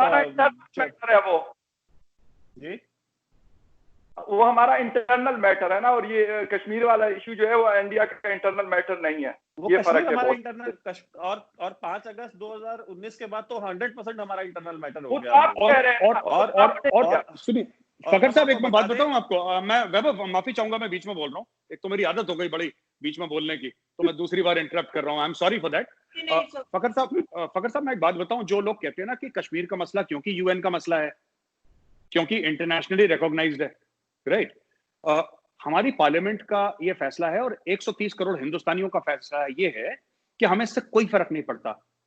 यूएन में आग लग जाए, अमेरिका में आग लग जाए, हिंदुस्तान वही करेगा जो हिंदुस्तान को ठीक लगता है, चाहे वो भगवान के खिलाफ हो, चाहे वो भगवान के खिलाफ हो, हमें कोई फर्क नहीं पड़ता। यूएन कहे, यूएस कहे, इंग्लैंड, अब वो लेबर पार्टी है भैया, आपकी यूके की लेबर पार्टी कहती है कि हम कश्मीर के बारे में हम राय रखते हैं। लेबर पार्टी कितनी है? उससे ज्यादा एमपी तो हमारे 5 किलोमीटर दूर रहते हैं। ये कौन सी लेबर पार्टी है जिसकी कश्मीर पे राय है? कितने पैसे हैं लेबर पार्टी के पास? ये पॉइंट में आपसे इसलिए मैं पूरी डिसएग्री कर रहा हूँ कि जो भी लोग मतलब आपके यहाँ मैं जो चीजें पढ़ता हूँ, तो वो जो भी, इवन मोदी जी ने अभी कुछ अर्सा पहले एक ट्वीट की थी मुसलमानों के हवाले से कि भाई अगर ये कोरोना के लिए ये रिस्पॉन्सिबल नहीं, ये हो सकती है, एक पैंडेमिक है, किसी की वजह से भी हो सकती है। किसी ने ये नहीं, भाई साहब किसी ने ये नहीं बोला कि मुसलमान रिस्पॉन्सिबल है। हम कह रहे हैं कि तबलीगी जमात रिस्पॉन्सिबल है, नॉट मुसलमान। मैं बिल्कुल वो नहीं कह रहा आपसे। मैं कह रहा हूँ कि मोदी जी ने जब थोड़ा सा उनको लगा कि यार ये चीज खराब हो रही, तो उसने मतलब स्ट्रेट फॉरवर्ड अपने लोगों को कहा कि भाई आप इस तरह ना करें, कि कोई मतलब ऐसा नहीं है कि किसी की वजह से मुसलमान थे नहीं थे, उनकी वजह से मतलब पूरी दुनिया में चाहे, तो उन्होंने उनको जो गालियां पड़ी। जी जी प्लीज ना हो जाए, मेरी बात सुन लें कि पहली बात तो कभी आप बुरहान मनी के प्रेस सेक्रेटरी बन जाते हैं, कभी आप हरबयार मरी का बता देते हैं वो क्या याशिया कर रहा है लंदन में, आप उसके भी बूट लेकर बन जाते हैं। फिर आप कभी आप बताने लगते हैं कि मोदी ने क्या करा तो क्यों करा। देखिए, आप अपना ओपिनियन रखें, आप ये ना बताएं कि उन्होंने क्यों करा, मोदी ने क्या क्यों करा ये सिर्फ मोदी को पता है। ये जो अपने आप को बड़े बड़े जगादरी बनते थे ना मीडिया में, इंडियन मीडिया में, जिनको बड़ी जराए के जरिए उनको बड़ी खबरें मिलती थी प्राइम मिनिस्टर ऑफिस से और यहाँ वहां से, उनको भी भनक नहीं लगती कि कब क्या डिसीजन ले लेता है। डिमोनेटाइजेशन हो गया, किसी को पता भी नहीं था, उसके अपनी कैबिनेट के लोगों को नहीं पता था। तो मोदी क्या किया क्यों किया उसके ऊपर अगर फखर यूसुफजई को पता है, ये तो मतलब कोई भी नहीं मानेगा। और मेरी बात सुन ले, जो इन्होंने सवाल पूछा कि बलूचिस्तान में बलोचों को हम अगर कुछ एक्शन लेते हैं तो आप उन्हें सपोर्ट क्यों करते हैं। देखिए, बलोचों का जो मसला है, बलोच हमारे भाई हैं, हमारा उनसे रिलेशन 5000 साल पुराना है, ठीक है, हम उन्हें सपोर्ट करते रहेंगे इंशाल्लाह। लेकिन आप हमें ये बताएं कि आप उनको सपोर्ट करें या ना करें, वो आपका मसला है। हम लेकिन ये चीज आप डिसाइड कर लें। आवाज सही नहीं आ रही, ऑडियो में थोड़ा सा दिक्कत है वैभव। हाँ, मैं थोड़ा सा, अगर उनको हमारी आवाज आ रही तो मैंने ये बात नहीं की कि कोई आप लोग के कैबिनेट के अंदर चला गया था हिंदुस्तान के। मैंने कहा कि उनकी ट्वीट थी, उसके ऊपर फिर स्टोरी आई थी, मैं वो पढ़ के मैं वो बात बता रहा हूँ। मैं बिल्कुल उस चीज की मुझे वो नहीं है। दूसरी बात आपने की कि मैंने हरबयार मरी और बुरहान वानी, बात वो हो रही है कि जब वो डिस्कशन में आएगी तो ऑटोमेटिकली उसके ऊपर आपने बात करनी है। हरबयार मरी क्योंकि हमारे मुल्क के खिलाफ उसने आवाज उठाई है, हमारे मुल्क के खिलाफ वो लड़ेगा, तो लाजमी सी बात है उसके ऊपर हमने बात करनी है। अगर बुरहान वानी जो है उसको हम एक जिसे कहते हैं कि फ्रीडम फाइटर है कश्मीर का, कश्मीरी लोगों का वो हीरो है, उनके लिए वो लड़ रहा है, तो यकीनन हम उसको कहेंगे कि वो जो है मतलब पाकिस्तान जिस तरीके से बात करता है कश्मीर के ऊपर, कश्मीर इशू के ऊपर, एक पुराना इशू है, तो वो हमने करनी है वो बात। लेकिन मैंने इस कॉन्टेक्स्ट में बात की थी, थोड़ा सा मैं आप लोगों को दोनों को बता दूं, मेरे साहब को भी और गौरव भाई आपको भी, कि मैंने इस कॉन्टेक्स्ट में बात की थी कि दुनिया में कोई भी अगर इंडिया के खिलाफ कोई बात करता है, जिस तरह लेबर पार्टी की आपने बात की, आपने वो अरविंद रॉय गालिबन उनकी बात की, या फिर अशोक है, या फिर वो जो न्यूयॉर्क टाइम्स में लिखती है राना अयूब, मतलब इस तरीके से आप पता है क्या, उस दिन प्रिंसेस की भी आपने बात की कि उनकी कोई हैसियत नहीं है। अगर उनकी हैसियत नहीं है, मैं कहता हूं कुछ भी उनकी हैसियत नहीं है, वो 0/0 है, फिर आप क्या उनके ऊपर डिस्कशन क्यों होती है उन लोगों के ऊपर? इसका मतलब है कि देखिए 130 करोड़ लोगों का मुल्क है, यहाँ पे 150 से ज्यादा चैनल है, 24 घंटे का चैनल चलाना है, हमको टॉपिक चाहिए। हम तो अगर कल को अगर आप कुछ इस तरह का स्टेटमेंट दे रहे हैं तो कहेंगे तो हम आपके ऊपर भी डिस्कशन कर लेंगे, या कोई ना कोई मीडिया हाउस कर लेगा। और वो उसके ऊपर किसने डिस्कशन किया? क्या उसके ऊपर नेशनल मीडिया ने डिस्कशन किया? क्या उसके ऊपर किसी और ने डिस्कशन? नहीं, उसके ऊपर जो ऑनलाइन पोर्टल्स हैं उन्होंने डिस्कशन किया, करें, वो तो दुनिया भर की चीजों पर डिस्कशन करते हैं। और देखिए, मैं जो जवाब दे रहा था, जो सवाल था बलोचों का, मैं ये बात बता दे रहा हूँ कि बलोच हमारे भाई हैं, 5000 साल से हमारे भाई हैं, वो हमारा उनके साथ तारीखी रिश्ता है। हम उनके साथ पहले भी थे, हम उनके साथ आज भी थे। आपके यहाँ से हमेशा ये आवाज उठती भाई अफगानिस्तान से हिंदुस्तान का क्या लेना देना है, बलोचिस्तान से का। भाई ईरान हो, अफगानिस्तान हो, बलोचिस्तान हो, इनसे हमारे रिश्ते जो है, जब पाकिस्तान जब से बना है ना, उससे 10 गुना ज्यादा पुराने हमारे उससे ताल्लुकात हैं। प्री इस्लामिक टाइम से हैं, प्री इस्लामिक टाइम से भाई। और हम आपको ये भी बता देते हैं कि बलोचिस्तान में जो गलतियां आपने की हैं, जो मास ह्यूमन राइट्स वायलेशंस हुई है, जो मास ग्रेव्स निकली हैं, जो वहां पे रेप सेल्स चला रही है आपकी फौज, हम आपको बता रहे हैं कि ये अगर हिंदुस्तानी गवर्नमेंट अगर नहीं सपोर्ट करती है तो सबसे पहला इंसान मैं होऊंगा और मेजर साहब होंगे जो जाकर के सबसे पहले इस बात पे धरना देंगे कि आप बलोचों का सपोर्ट क्यों नहीं कर रहे। बिकॉज बलोचों का सपोर्ट करना इंडिया की मॉरल रिस्पॉन्सिबिलिटी है, और अगर इंडिया उनका सपोर्ट नहीं करता है तो इससे ज्यादा मतलब दुख की बात हिंदुस्तानी कौम के लिए कोई और दूसरी नहीं हो सकती। क्योंकि देखिए, पाकिस्तान तो कोई कौम नहीं है, लेकिन हिंदुस्तानी एक कौम है, क्योंकि हमारी तारीख 10,000 साल पुरानी है, 10,000 साल से एक साथ रह रहे हैं। हमने बलोचों के साथ खड़ा होना है, हम खड़े हैं और इंशाल्लाह आगे भी खड़े रहेंगे। इंशा भगवान बोलो। फखर आप तो बलोचिस्तान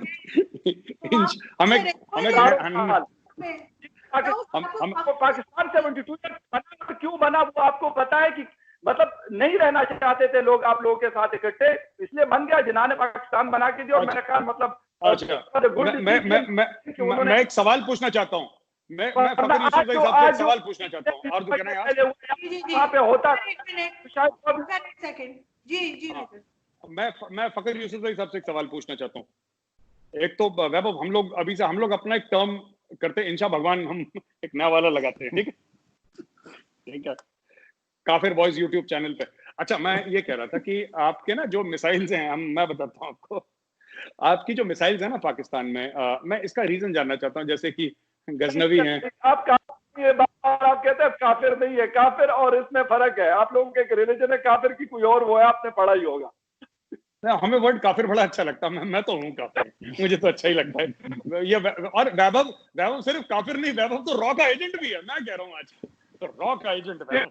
अच्छा सुनिए, तो साहब बेसिकली क्या है कि बेसिकली मैं आपसे ये सवाल पूछना चाह रहा था कि आपकी जो मिसाइल्स हैं, ठीक है, जैसे कि आपकी गजनवी है और आपकी और भी मिसाइल्स हैं आपकी, तो ये जो, हाँ ये हतफ है और भी हैं, पर ये जो इन्वेडर्स के नाम पे मिसाइल्स है ना, ये जो इन्वेडर आए थे तब इस्लाम इंडिया में आ चुका था। और अगर आप हिस्ट्री जाके देखें, जो पाकिस्तानी भाई बहन देख रहे हैं, जैसे आपकी एक मिसाइल है गौरी, आपकी एक मिसाइल है गजनवी, इन लोगों ने आपके जो अभी पाकिस्तान है, अभी आज का पाकिस्तान है, उसके पंजाब के एरिया में आकर हिंदू और मुसलमान दोनों को काटा, मुसलमानों को भी भर भर के काटा, क्योंकि ये लुटेरे टाइप के थे, ये तो आए और चले गए, आए चले गए, आए चले गए। तो मैं ये जानना चाहता हूं कि जिन लोगों ने आपके बाप दादाओं को, आपके पूर्वजों को, आपके एंसेस्टर्स को मारा, उनके नाम पे आपने मिसाइल क्यों रख दी? ये मैं नहीं समझ पा रहा। नहीं, ये जो आप जिस मतलब पता नहीं, मुझे नहीं पता कि किस कॉन्टेक्स्ट में आप ये बात कर रहे हैं कि मतलब वो लोग यहाँ पे आए, उन्होंने मारकाट की, ऐसा कोई नहीं था। जंगें हुई इस रीजन में, पूरे रीजन में, हिंदुस्तान का जो पूरा रीजन जो पार्टीशन से पहले था, इस रीजन में बहुत ज्यादा जंगें हुई। और ये मतलब जिसे कहते हैं कि छोटी छोटी रियासतें हुआ करती थी, कोई एक मुल्क तो था नहीं, मुख्तलिफ किस्म की इस तरह फखर साहब मैं दोबारा आपसे सवाल पूछता हूँ। महमूद गजनवी जो है, एक जगह है अफगानिस्तान में गजनी बिल्कुल है, बहुत तो गजनी से आया था, इसलिए उसको गजनवी बोलते थे। तो वो अफगानिस्तान से हिंदुस्तान आया, ये भी मैं गलत तो नहीं कह रहा, वो आया था। अच्छा, वो आया था वहीं से, क्योंकि उसका नाम गजनी है ना, तो गजनी से ही आया होगा। तो अब नहीं साहब, अब उसका नाम उसका नाम महमूद ऑफ लखनऊ तो था नहीं कि जो मेरे जगह से आया हो। हम तो कह सकते हैं महमूद ऑफ गजनवी, तो गजनवी साहब मान के चलते हैं साहब। अब वो आ गया यहाँ पे, और वो आया पंजाब के थ्रू। अहमद शाह अब्दाली, आपकी मिसाइल है अब्दाली, बिल्कुल है। खाता पीता लायदा बाकी अहमद शायदा, ये भी पंजाबी में बड़ी एक कहावत है कि जो आपने खा लिया वो आपका, बाकी सब अहमद शाह का। ये पंजाबी में क्यों है ये कहावतें? ये पंजाबी में और आपके पाकिस्तान में बड़ी बोली जाती हैं। ये इसलिए बोली जाती हैं क्योंकि जो अभी का एरिया है पाकिस्तान के, खासतौर से पंजाब का एरिया, जो आपका खैबर पख्तूनख्वा ये सब एरिया था, ये आज भी स्पार्सली पॉपुलेटेड है, पहले भी स्पार्सली पॉपुलेटेड था। यहाँ पे डेंसिटी ऑफ पॉपुलेशन कम है, यहाँ पे पॉपुलेशन ज्यादा नहीं है। आपके पंजाब में भरे पड़े हैं लोग। ये लोग आते थे Punjab, that was the gateway to India during his time. अब मेरा ये कहना है कि आप क्या खुद कहते हैं कि खाता पीता लायदा बाकी अहमद शायदा, तो मेरा ये कहने का मतलब ये है कि आप लोग खुद जानते हैं कि वो सब लूट के ले गया, सब मार काट के ले गया। आपके यहाँ मतलब पाकिस्तानी पंजाब में उनके जो बर्बरता है, उनकी जो जहालत है, जो उनकी जिसको कहते हैं कि बड़े जो मारकाट मचाते थे, लूट मचाते थे, रेप करते थे औरतों का, उनके बारे में कहानियां हैं, उनके बारे में कहावतें हैं, जिसका एक का मैंने नाम अभी आपको एग्जाम्पल दिया। इसके बाद भी आप लोग उन लुटेरों का, जिसने मुसलमानों को मैं और वैभव तो खैर वैसे भी हम दोनों वाजिबुल कत्ल हैं, तो हम तो मरेंगे ही मरेंगे सबके सब। मैं कह रहा हूं जिसने मुसलमानों को मारा, आपने उनके नाम पे अपनी मिसाइलें रख दी। ऐसा क्यों करा आपने? और अफगानिस्तान की गवर्नमेंट प्रोटेस्ट कर चुकी है इस बात पे कि आप बाबर और गजनवी के नाम पे आप क्यों मिसाइलें के नाम रख रहे हैं। फॉर्मल प्रोटेस्ट करा है। फॉर्मल प्रोटेस्ट अफगानिस्तान की सरकार ने बोला कि बंदे हमारे थे, आपने मिसाइल का नाम रख लिया खुद। मुझे एक चीज बताएं मेजर साहब, मुझे एक चीज बताएं, मैं एक सवाल आपसे कर सकती हूँ? जी मैडम।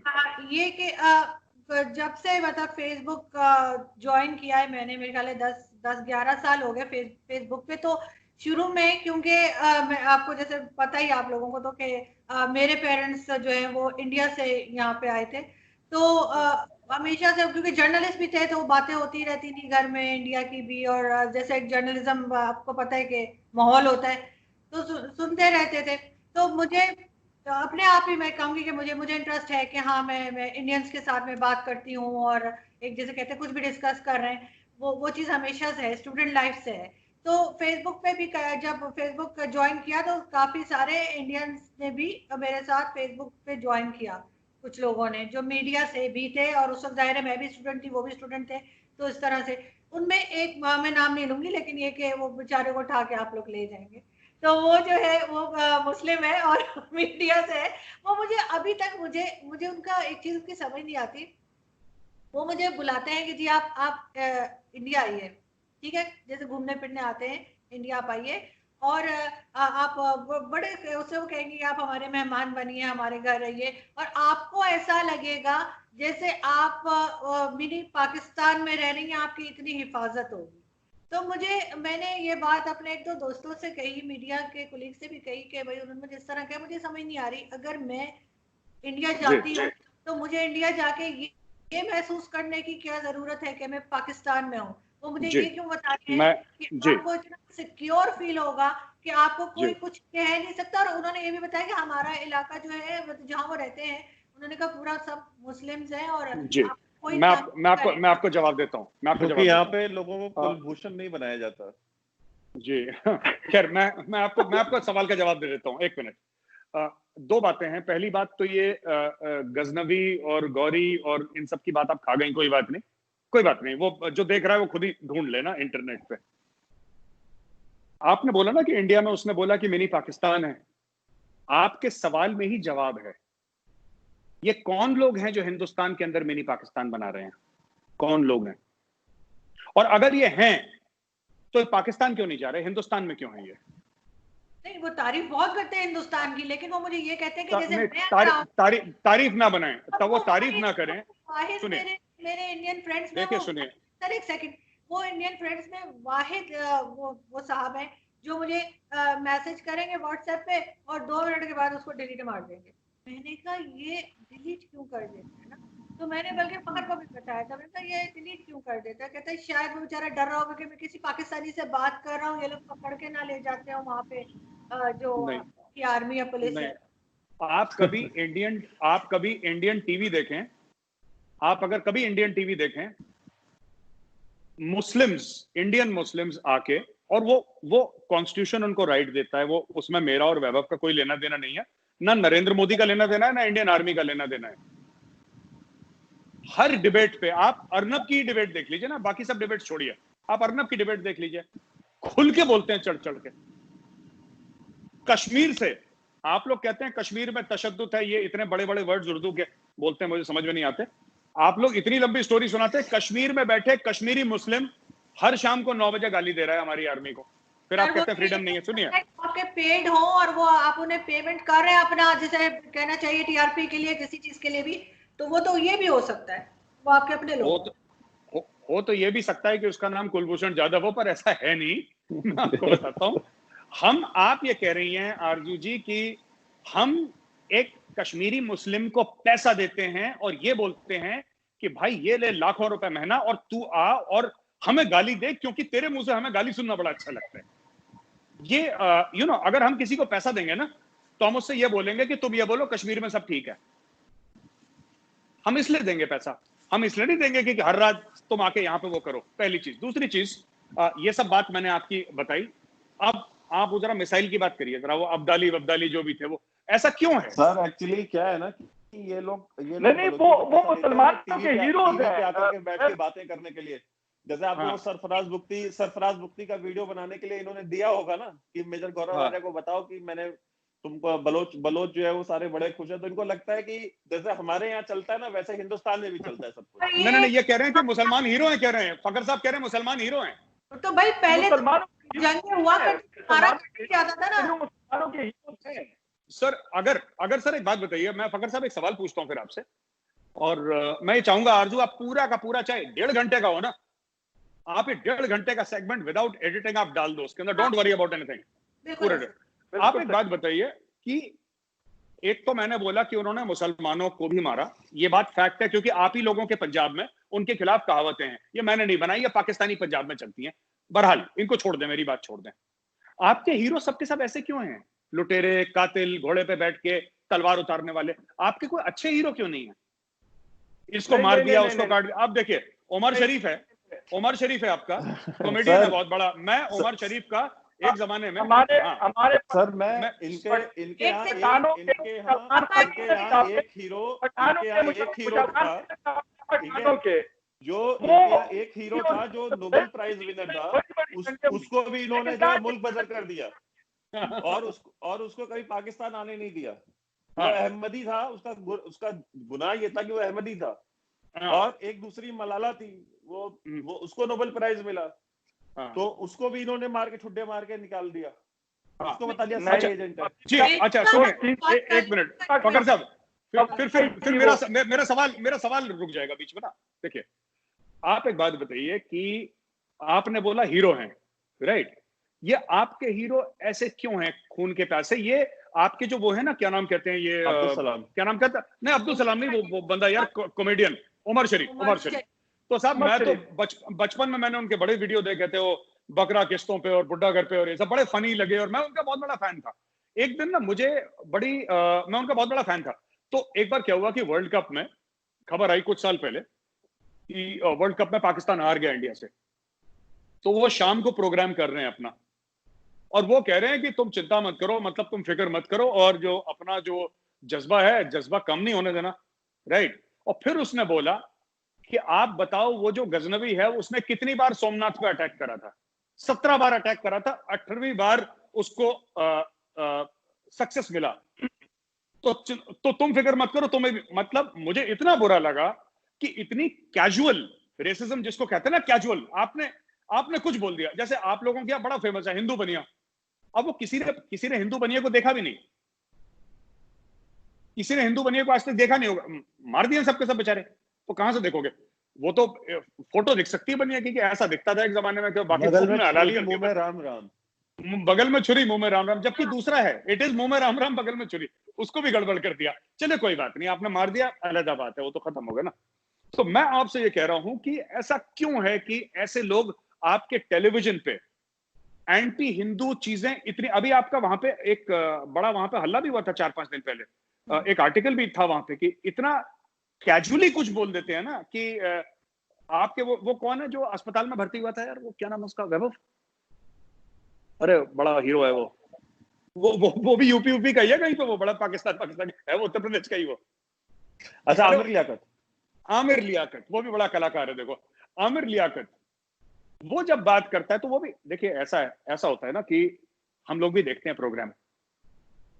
अगर इंडिया में कोई पैनल पे गेस्ट ऐसी बकवास कर दे ना, एक ने करी थी, मैं उसका नाम नहीं लूंगा, he is a good friend of mine, उस बंदे ने बकवास करी, चैनल ने उसको पिछले 3 महीने से बैन कर रखा है, उसकी औकात नहीं है घुस जाए गेट के अंदर। आप बहस में कुछ भी करिए, मैं आपको बोलूंगा आप दहशतगर्द हो, आप मुझे बोलो मेजर साहब आप दहशतगर्द हो, हम एक दूसरे को 10 गालियां दें, मैं आपके ईमान को आप मेरे ईमान को नहीं कह सकते। और anchor, by God sir anchor हमारा अगर कुछ बात कर दे, किसी एंकर की नौकरी चली जाएगी। यहाँ पे पाकिस्तान का टॉप एंकर बना हुआ है, वो गालियां देता है खुल के, तो ये फर्क है। मैं बिल्कुल बता देता हूँ इसके ऊपर, मिसाइल वाली बात बताऊंगी सर। वो मैंने आपको बता दी। दुनिया में मंगोलियन ने कितने इंसानों को मारा, हिटलर ने कितने इंसानों को मारा, उसके बाद यूएस और रशिया ने कितने इंसानों को मारा। हीरो क्यों है सर, ये बताइए। जंगे हुई है, लेकिन आप उसको जो है ना, आप उसको मतलब जिसे कहते हैं ना, गलत रंग बिल्कुल ना दे। जंगे उस जमाने में होती रही है, वो पाकिस्तानी नहीं है, वो पाकिस्तानियों का हीरो कैसे है, हम ये पूछ रहे हैं आपसे। जंगे होती थी, जंगे बिल्कुल होती थी, में बिल्कुल कत्ल गारत भी होती रही है। वो कोई ऐसी वो बात नहीं है कि मतलब मैं कहूँ कि वो नहीं हुआ था, नहीं हुआ था। वो भारत आए क्यों?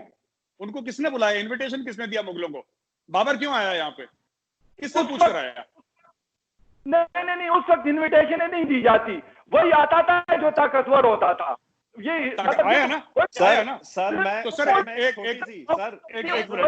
छोटी सी बात कहना चाहता हूँ, मैं कंक्लूड करना चाहता हूँ जी। फकर मैं कंक्लूड करना चाहता हूँ छोटी सी बात है। सर इनके यहाँ का जो वजीर आजम है वो ट्वीट करता है कि एर्तुगरुल देखो, ठीक है, वो कहता है कि अगर असली इस्लामिक हिस्ट्री तुमको जाननी है तो एर्तुगरुल देखो, वो एक नया टीवी सीरीज टर्किश सीरीज इनके यहाँ शुरू हुआ है।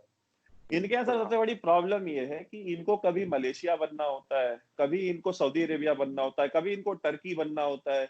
ये मतलब खिलाफत राशिदा जो थी, और ये मानते हैं कि ये जो एर्तुगरुल जो सीरीज चल रही है ये एक्चुअली में इस्लामिक हिस्ट्री है, जो कि इनका प्राइम मिनिस्टर कह रहा है कि वो इस्लामिक हिस्ट्री है, जबकि उस खिलाफत का खिलाफत राशिदा तक कोई लेना देना नहीं, दूर दूर तक कोई लेना देना नहीं।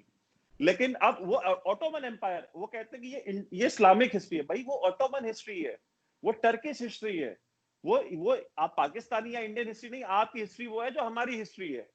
आप जेनेटिकली वो हैं जो जेनेटिकली हम हैं। आप मतलब खुद के माजी से, खुद के एंसेस्टर से, खुद की ब्रीड से इतनी नफरत करने वाली कौम मैंने दुनिया में कभी नहीं देखी, जो कि कभी टर्किश बनना चाहती है, कभी अरब बनना चाहती है, कभी अफगान बनना चाहती है, कभी उज़्बेक बनना चाहती है, कभी मंगोल बनना चाहती है। अगर कुछ नहीं बनना चाहती तो वो इंडियन नहीं बनना चाहती, जो कि वो है। यहाँ पे मैं ये जरूर कहूंगी, तो हम वाइंड अप करने की तरफ जा रहे हैं शो को।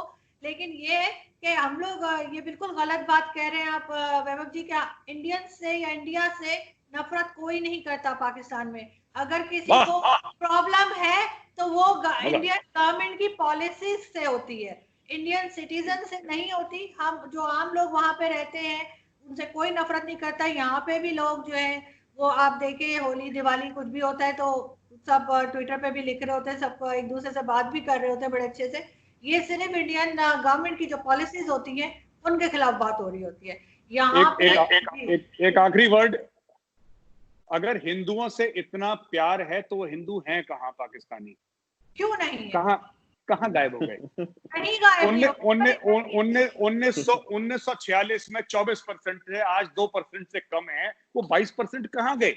इतनी मोहब्बत दिवाली में, इतनी मोहब्बत होली में, इतनी मोहब्बतें बह रही हैं। हिंदू हमारा भाई है, गले मिलो हिंदू से, लेकिन गले मिलते उसका गला घोट दो, खत्म करो। मैम फिगर्स कहाँ हैं? लास्ट 1 मिनट में लूंगी। जब पाकिस्तान बना था उसके बाद, पार्टीशन के बाद बहुत से लोग जो हैं वो उसमें बांग्लादेश भी चले गए हैं।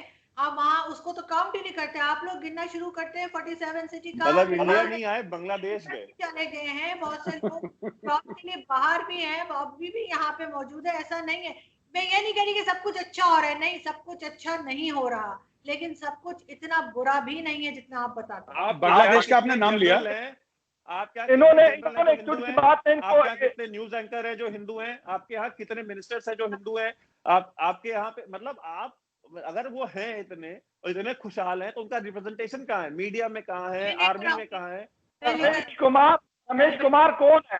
रमेश कुमार कौन है? एक रमेश घिस के आपने अलादीन का चिराग बना दिया। मतलब एक रमेश कुमार को लेकर पिछले 25 साल से मैं सुन रहा हूँ।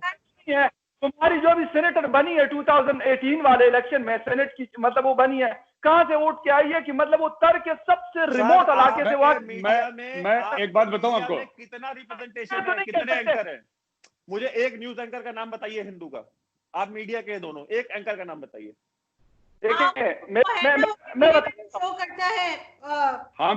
हामिद मीर हिंदू है।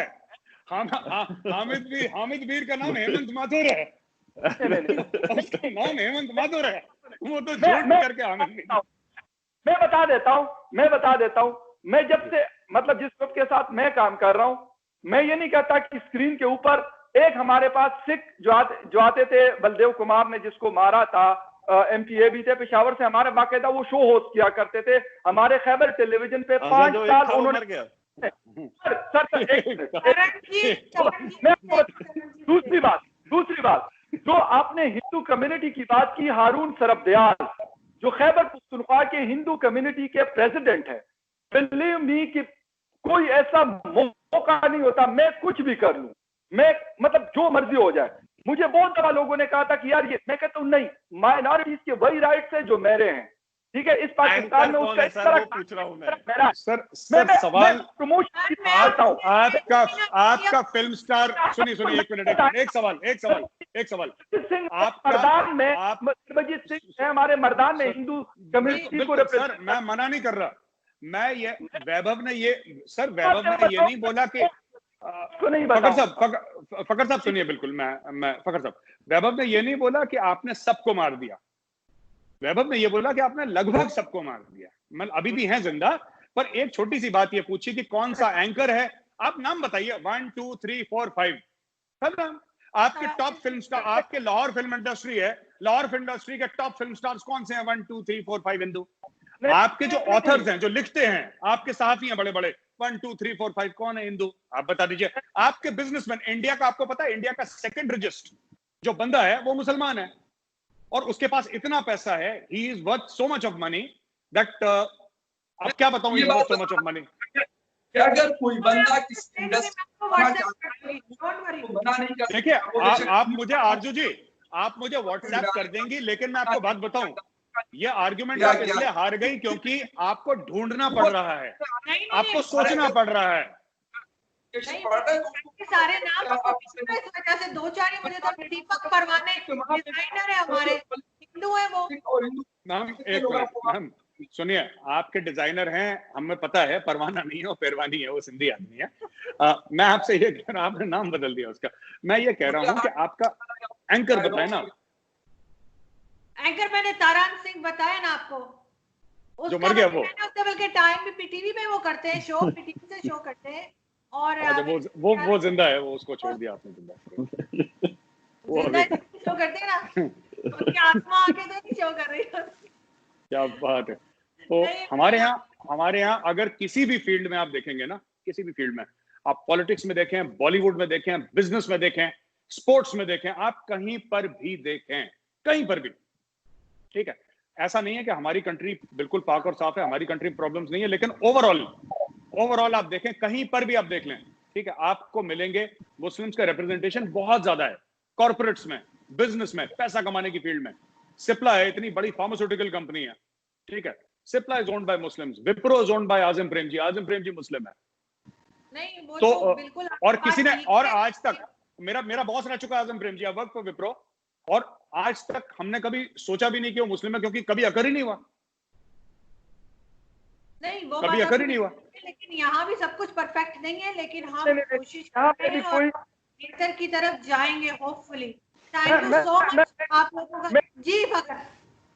अच्छा, मैं छोटी सी बात इनको बता दूं, मर्दान एक छोटा सा डिस्ट्रिक्ट है, वहां पे इस वक्त जिस वक्त हम बात कर रहे हैं, बिलीव मी, वहां पे जो सबसे बड़े बिजनेसेस है, शुक्र अल्लाह का कि वो हिंदू कम्युनिटी के पास। और मैं आपको एक और बात बता दूं कि सबसे ज्यादा, मैं बता रहा हूं, मैं उसी डिस्ट्रिक्ट से हूँ भाई, मैं उसी डिस्ट्रिक्ट से हूँ। मैं मर्दान सिटी मेरे से 10 किलोमीटर भी नहीं है, मेरा सारा कुछ वहीं पे है, मेरी जमीन, मेरा घर, मेरी फैमिली, सब वहां पे रहते हैं। सबसे अच्छी क्वालिटी और सबसे ज्यादा कस्टमर हिंदू कम्युनिटी के पास आता है। क्यों? लोग ये नफरत नहीं करते, लोगों को अगर कोई अच्छी चीज दे रहा है, वो ये नहीं करता कि किसी की बड़ी दाढ़ी और उसने 10 हज किए हुए तो लोग उसके पास जाके मतलब उससे कोई चीज परचेज करेंगे। उसको अगर किसी कादियानी के पास अच्छी चीज अवेलेबल है उससे लेगा, किसी हिंदू कम्युनिटी के बंदे से उससे लेगा, किसी सिख से। जिस तरह आप लोगों के बीजेपी ने भी अनाउंस किया कि मुसलमानों से सब्जियां नहीं लेनी, ये वाला कॉन्सेप्ट वहां पे बिल्कुल नहीं। दूध का सबसे बीजेपी ने अनाउंस नहीं करा सर, बीजेपी ने इनको लेटर भेजा था एक सीसी करके। ये कुछ भी बोल मुझे लेटर नहीं भेजेंगे, मुझे क्यों लेटर भेजेंगे? बीजेपी के एक एमएलए ने बोला था, उसको टाइट कर दिया ऐसा कि एमएलए की सांस बंद हो गई, बोला था बीजेपी ने नहीं बोला। अच्छी बात है अगर एक्शन लिया जाता है हमारी तरफ भी। और आपकी देखिए फकर साहब हम ये नहीं कह सकते कि किसी पाकिस्तानी ने मेरे ऊपर पत्थर फेंका, मैं बोलूंगी जी पाकिस्तानी आर्मी ने मेरे ऊपर अटैक कर दिया, ऐसा नहीं है। वो एक पाकिस्तानी ने पत्थर फेंका मेरे ऊपर। तो हाँ, एक बीजेपी वाले ने बोला था कि मुसलमानों से सब्जी नहीं खरीदनी, अब उसको सांस लेने में प्रॉब्लम हो रही है। मैं यही उम्मीद करती हूँ कि हम लोग कुछ बेहतरी की तरफ जाएंगे और इस तरह की टेंशन नहीं होगी और मजीद आपके पुतले नहीं जलाए जाएंगे। मेजर साहब को हर कोई पहचानता है पाकिस्तान में मेजर गौरव कौन है। मेजर गौरव कौन है जिनके पुतले जलते हैं। रॉ का एजेंट बोलना, रॉ का, वैभव भी रॉ का है, मैं भी रॉ का हूँ, हम दोनों रॉ के।